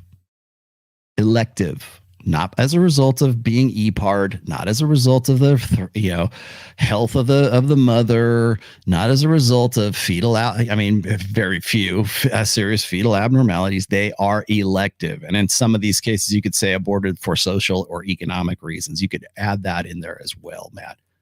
Get on that. Touch on that. You won't touch on that. The other thing that you're not going to touch on is the fact that that when religious, and this is why I say avoid the religious side of things, because what's going to happen is this.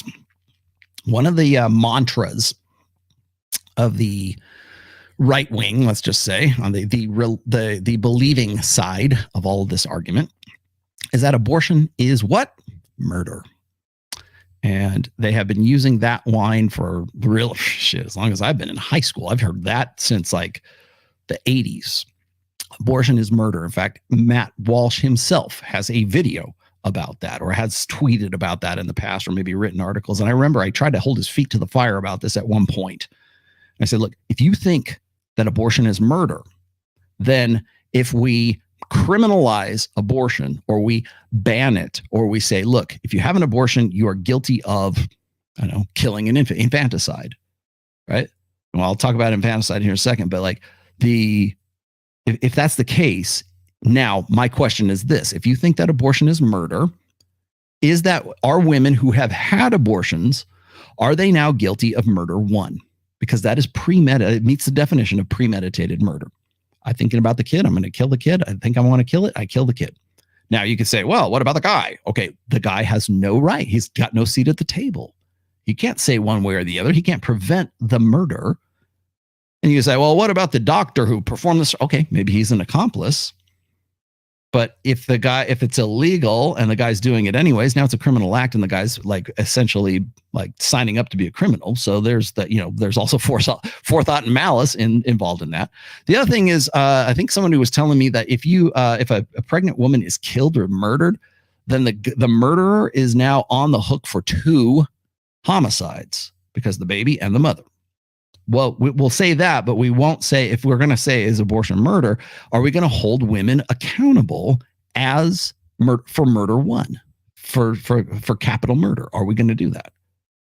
And you will never hear guys like Matt, because what Matt will do, and he has done in the past here. And I mean, I'm really kind of on the fence about this whole thing, because he has said in the past that, abortion is murder. Okay, well, would you be willing to hold women accountable for on murder charges as a result of that? And of course, what most conservatives do is they default to, well, men need to take responsibility. That's not what I asked. Maybe they do need to take responsibility. Great. If they could take responsibility, they don't have the authority to take responsibility. See, that's where most conservatives lose the narrative. Is they go, well, he just said it for himself. Like, oh, men don't have the authority. They can't prevent that because they don't have a seat at the table. Exactly right. So you're making the case for what I'm finally coming around to what I've been talking about forever. And yes, turd flinging monkey quote. But finally, you're kind of coming around to that decision. Great. Okay. But then what? Now, if we're going to say, well, men don't have the power to prevent that, and it's women who are the ones who are the murder, well, then they are the ones that are solely in charge of the murder. So do we charge them for murder? Oh, well, men need to take responsibility. That's not what I'm talking. That's not the question. You can dodge it all you want, but there's the legal. Like, if we overturn Roe v. Wade, are we making criminals out of, retroactively, you can't do that. I get that. You can't charge people for a crime that wasn't a crime before, but now it is a crime. I get that. But let's just say, for sake of argument, from a legal perspective, even though those women won't be charged for murder for killing their children, and in the state of Florida, it's almost 80,000, right, per year. Are all of those women who did the elective abortion, are all of them, do they technically meet the definition of murder one? Is that where we're going? Or will any future woman who has an abortion in a non-abortion state because Roe v. Wade got flipped, will she now be a criminal as well? That's the conversation. Oh, well, they're going to try to take control of our bodies. No. You're going to be on the hook for murder. You're on the hook for killing a human being. That's what you're going to be on the hook for. That you want to know why they want to avoid? They want to avoid not being able to have sexual selectivity and being able to reproduce with who they want. They don't want women of that mindset don't want to be held accountable. They want to be absolved of the responsibility of all of that because it's killed the party. Remember the chick in the pool? She's having a drink every time mommy says something, right? Because that's killed the party. These little bitches and bastards, these little kids are a hindrance to my fun, to my finding the right guy. Women know that. Kevin Samuels talked about this all the time. I talk about it all the time too. It's like that talked about it about Michaela. That's what kill the party is. It's a hindrance. You want to know why women don't put pictures like mothers? My kid comes first. Really? Because according to your Instagram, it doesn't look like you have any children at all. All I see is ass shots and lingerie and bikinis. Well, living my truth, bro. Yeah, but there's no kid in any. If your kid was number one, would you not have like pictures of your kid up? No, because women know on some level of consciousness that those children are hindrances to them hooking up with Mr. Right, with their hypergamous perfect guy. That's why. And really, that's what when you distill it down, that's what abortion really is. It's kill two party. Abortion is hypergamy. It's not murder, it's hypergamy. And in this case, that hypergamy tends to be murder. So let's keep going. Abortion is, along with an attack on basic human rights and the dignity of the unborn, also an attack on men's rights. Abolishing abortion does not interfere with women's rights because it simply puts women on an even playing field with men. Without abortion, nobody of either sex is entitled legally to murder anybody. With abortion, women possess this power solely. They are judge, jury, and executioner. The left is not seeking to preserve women's rights, but rather women's privileges. And this is a privilege that nobody should have. Okay. And Matt, they've been doing it since the early 70s.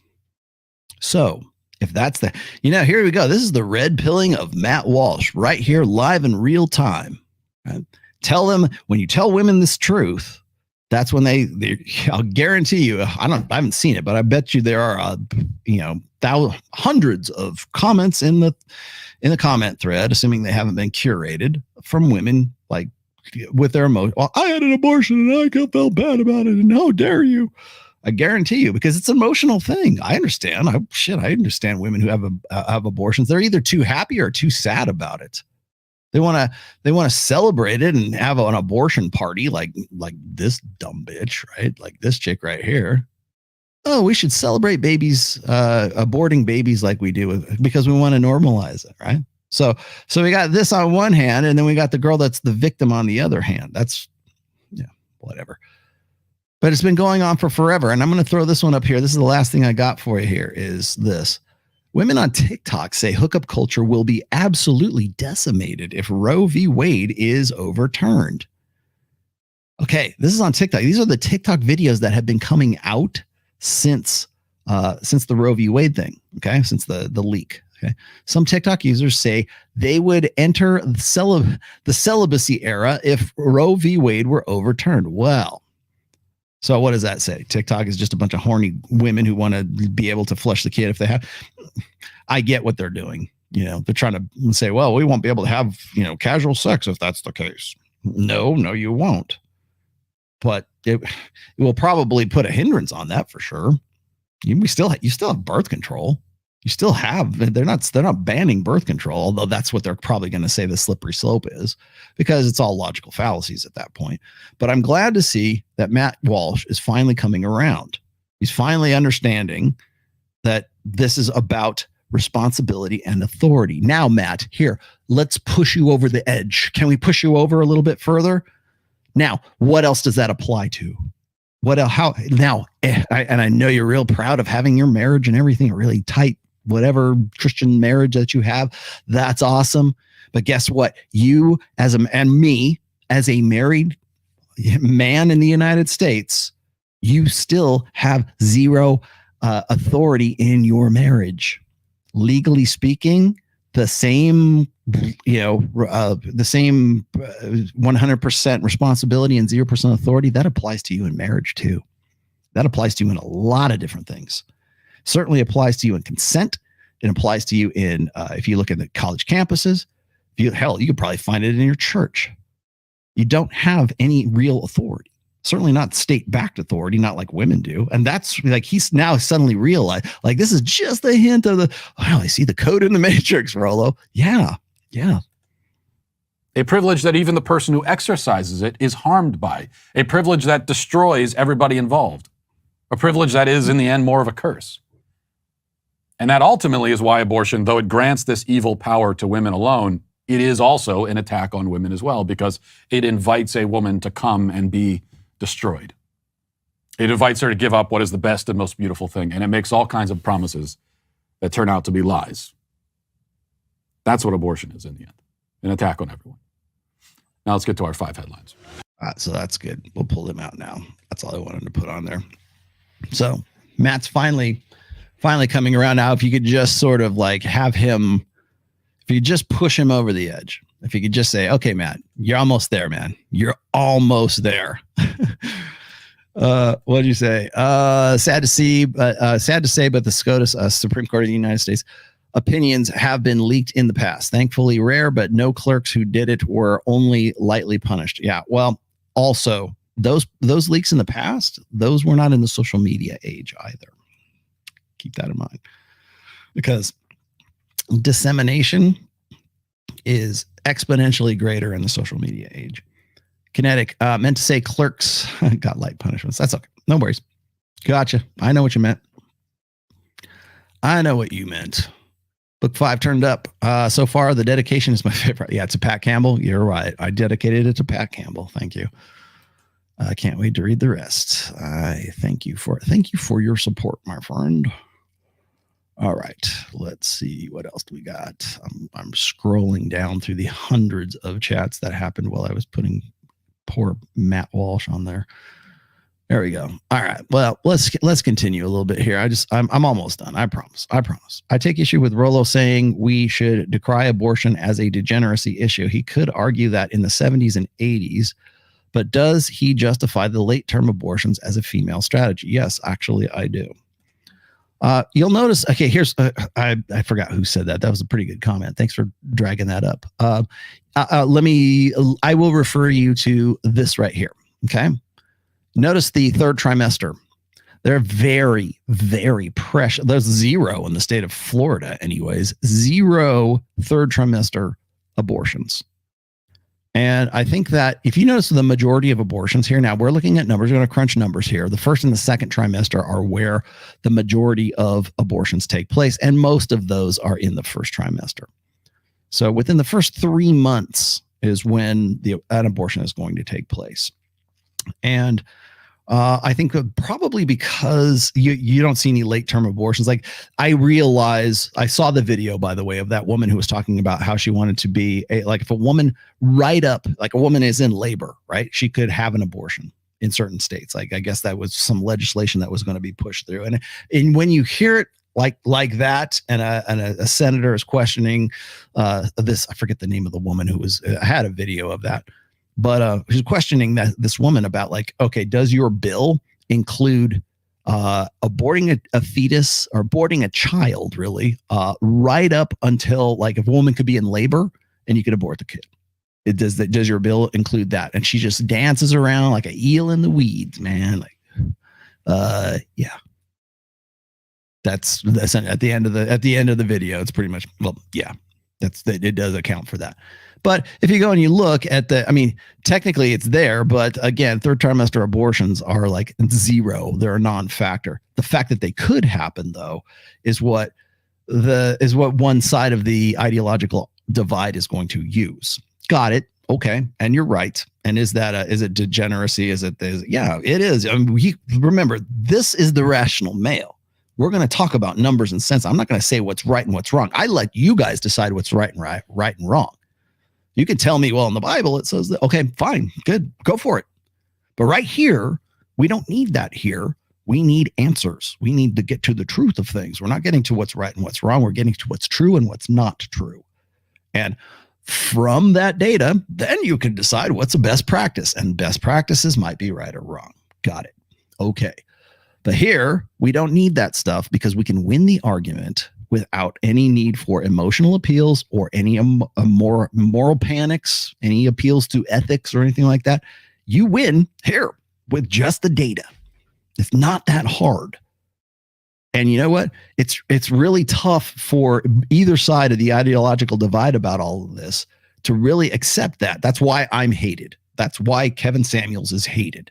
That's why anyone with the red pill, whenever they have a problem with the red pill, oh, those guys' theology or philosophy is this. It's not a philosophy. That's what believers would like it to be because it's the only way they can understand the argument. That's why.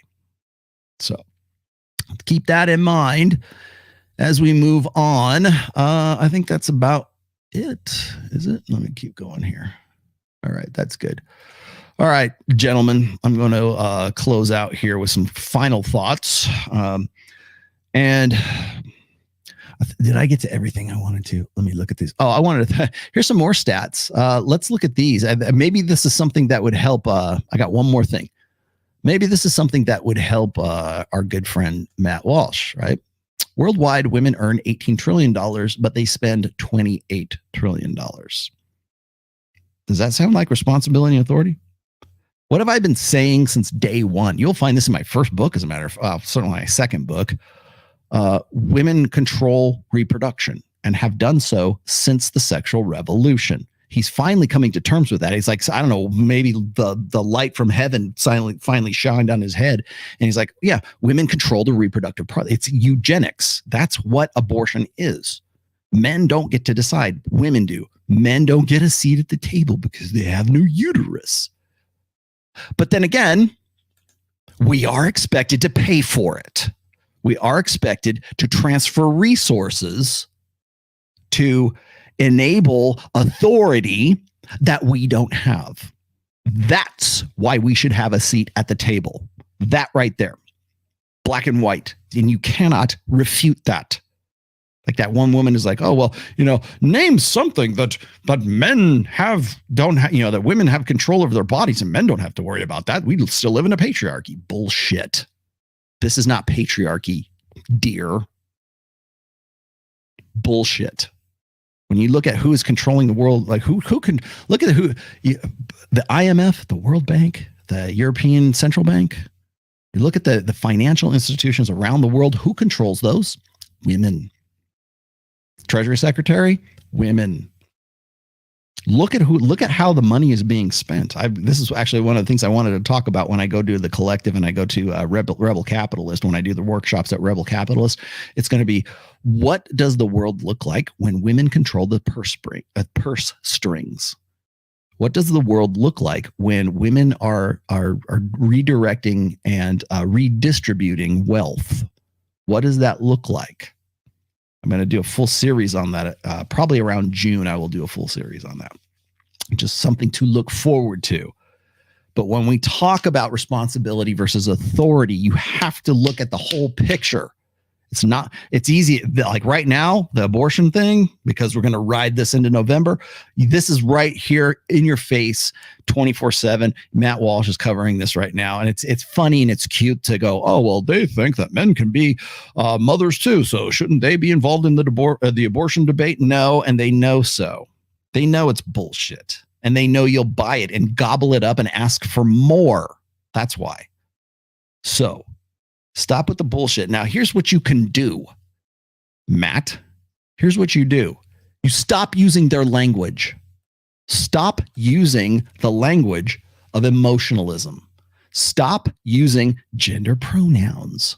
Stop with the Z's or whatever. Stop it. Stop using terminology, or stop, because as soon as you do that, you are affirming that perspective, that worldview, that ideology, that interpretation of the data. Not the data itself, the interpretation of that data. And the moment you start talking about, like, I love it how, like, was it Hotep Jesus always ends every show with, there are only two genders. Bye. And he's out. I love that.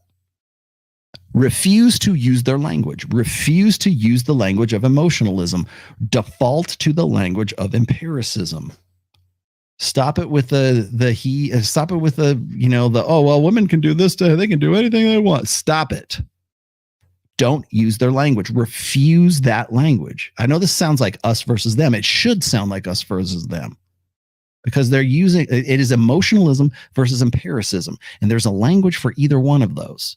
The language of empiricism always sounds like anger and hatred to emotionalism. You want to know why they hated Kevin Samuels so much? Is because he defaulted to information that really made people feel bad. It was true, but it makes me feel bad. I didn't have a good feeling when I left that debate with Rollo. I didn't feel good after I talked to Kevin Samuels. He was a misogynist. Let's put it on his tombstone. You're not going to win the debate with emotionalism. You win it with empiricism. And the first place you start is by stop using that language. And I would also, Matt, if you are watching this, look in your own house first. They started it, this BS when they refused to define what a woman is. Yeah, well, yeah, exactly. And I talked about that as well with the bearded lady. And they never will, because that language, they don't speak the same language. They don't have the same. We talk past one another. You want to know why I talk? You want to know why people get fed up? You want to know why Australian Kyle got all fed up with Myron and them? Because Myron and Fresh were using the language of empiricism. Now, every now and then he'd be like, fuck your feelings, right? But it's not fuck your feelings as that's not an insult. That's not a dig. He was basically quoting God Sod, right? Fuck your feelings, right? What he's saying, what God Sod was saying when he said that to Joe Rogan was emotionalism should not be the priority. Empiricism, rationality, data, understanding this, because if we don't, we're going to continue down this path. We're only going to get what we've gotten if we keep doing what we've done. And what we've been doing is emotionalism. You want to know, we just talked about degeneracy and all this other stuff from the 80s and all that stuff. Yeah, because we've been continuing to do what we have always done. That is old order 20th century thinking.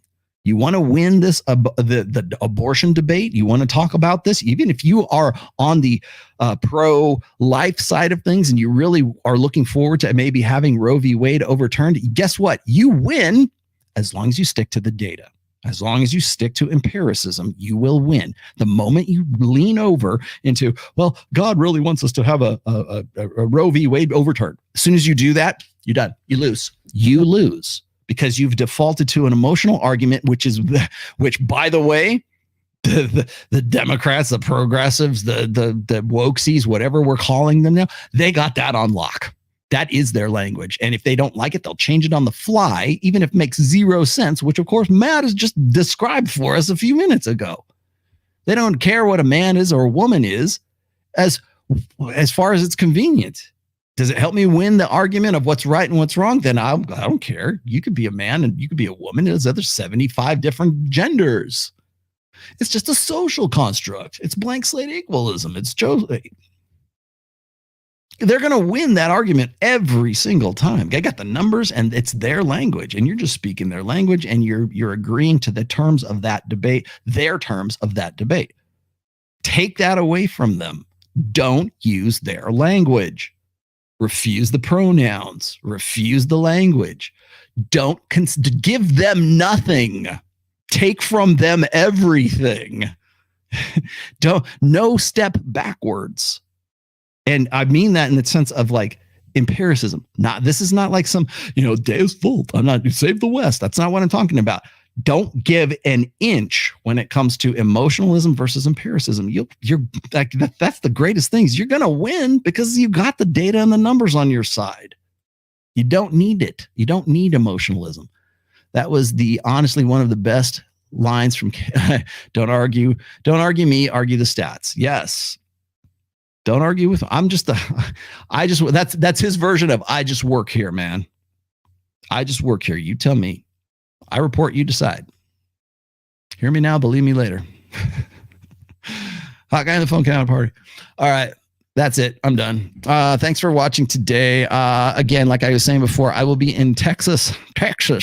Actually, I shouldn't say that. I will be in Las Vegas starting the 12th.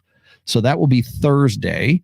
I'll be down there. I am going to be at the Red Rock Casino and Resort. I will be there for 2 days. I'll be there Thursday and Friday.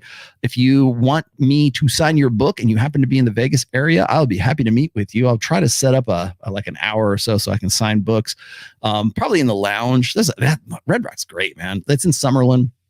Go check it out. I don't mind telling you where I'm going to be, so please come check me out. All I'm going to do is just hang out with you and sign your book. So let me know. You can hit me up on social media. Get with me on Instagram or on Twitter. And if you really want to meet up with me in Vegas, I'll be there the 12th and the 13th. Then I'm off to Dallas, really Frisco, Texas. I will be at the Omni Hotel. It's not Hilton. The Omni Hotel in Frisco, Texas. I'll be there for the George Gammons Collective event. I'm speaking there on Sunday morning. And if you want me to sign your book, that's where I'll be. Hit me up again on Twitter or Instagram. Just let me know that you're going to be down there. I'll be happy to go take a pen down to the lounge or wherever it is, and I will sign your book for you. Then I will be off to Miami.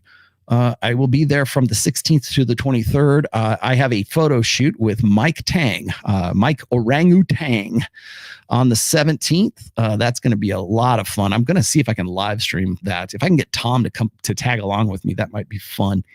But I'm going to do a photo shoot with him. He's fantastic. Go look this guy up. It's Orangutan on, he mostly like photographs really hot women, but he's got almost 2 million followers, and he's a really good professional photographer. He's very red pill, and we've been connecting, and I'm finally going to go do that photo shoot with him. That'll be on the 17th.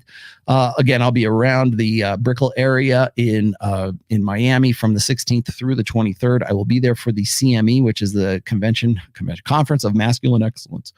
That is Donovan Sharp's. If you haven't got a ticket or registration, you'd really like to go, again, you can hit the link down there. It's like the third one down.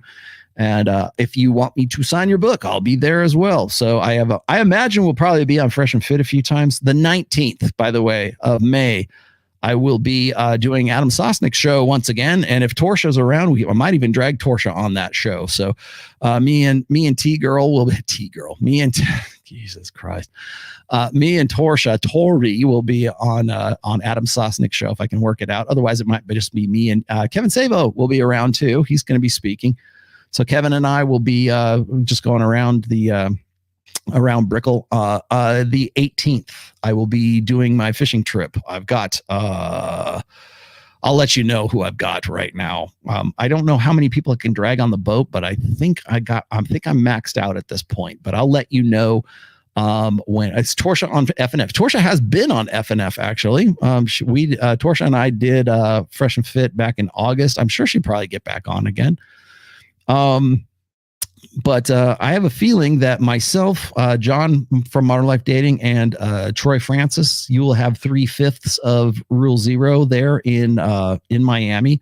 I am dead certain we will be on Fresh and Fit during that week.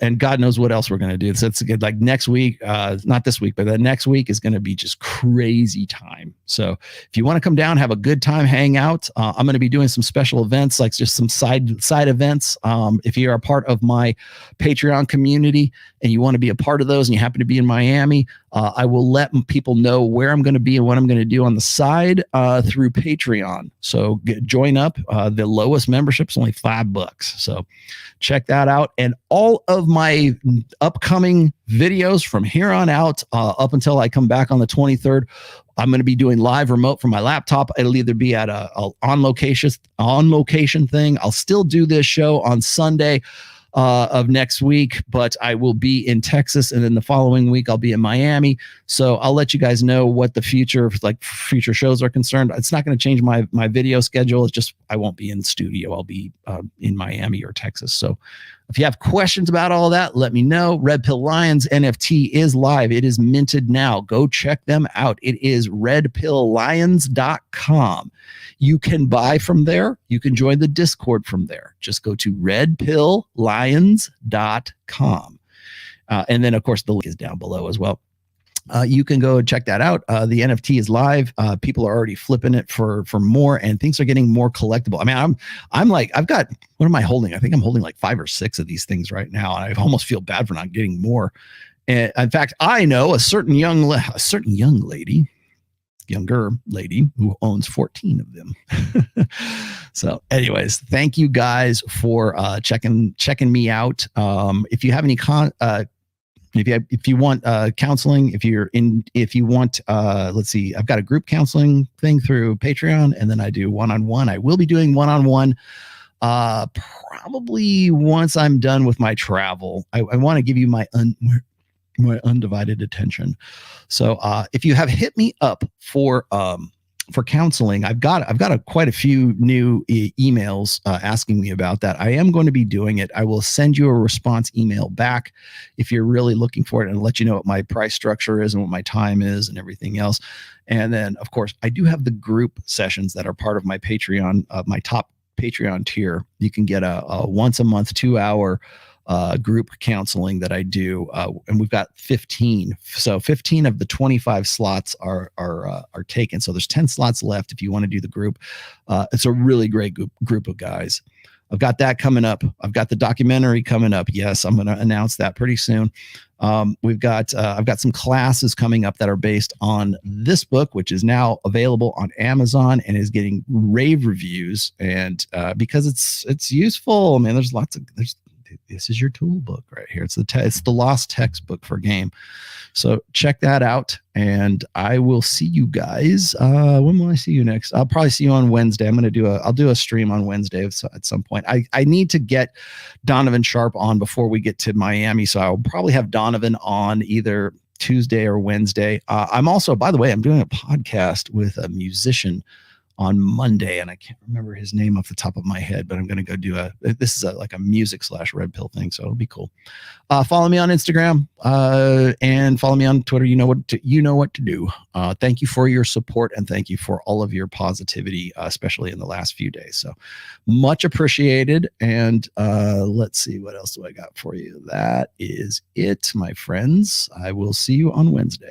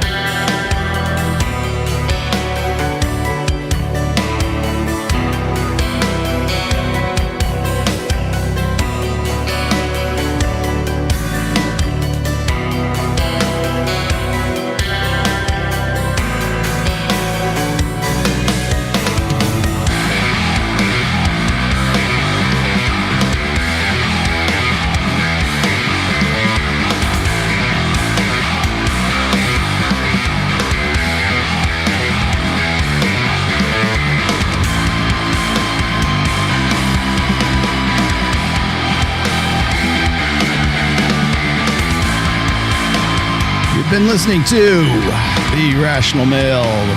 City Podcast is copyright 2022. All rights reserved.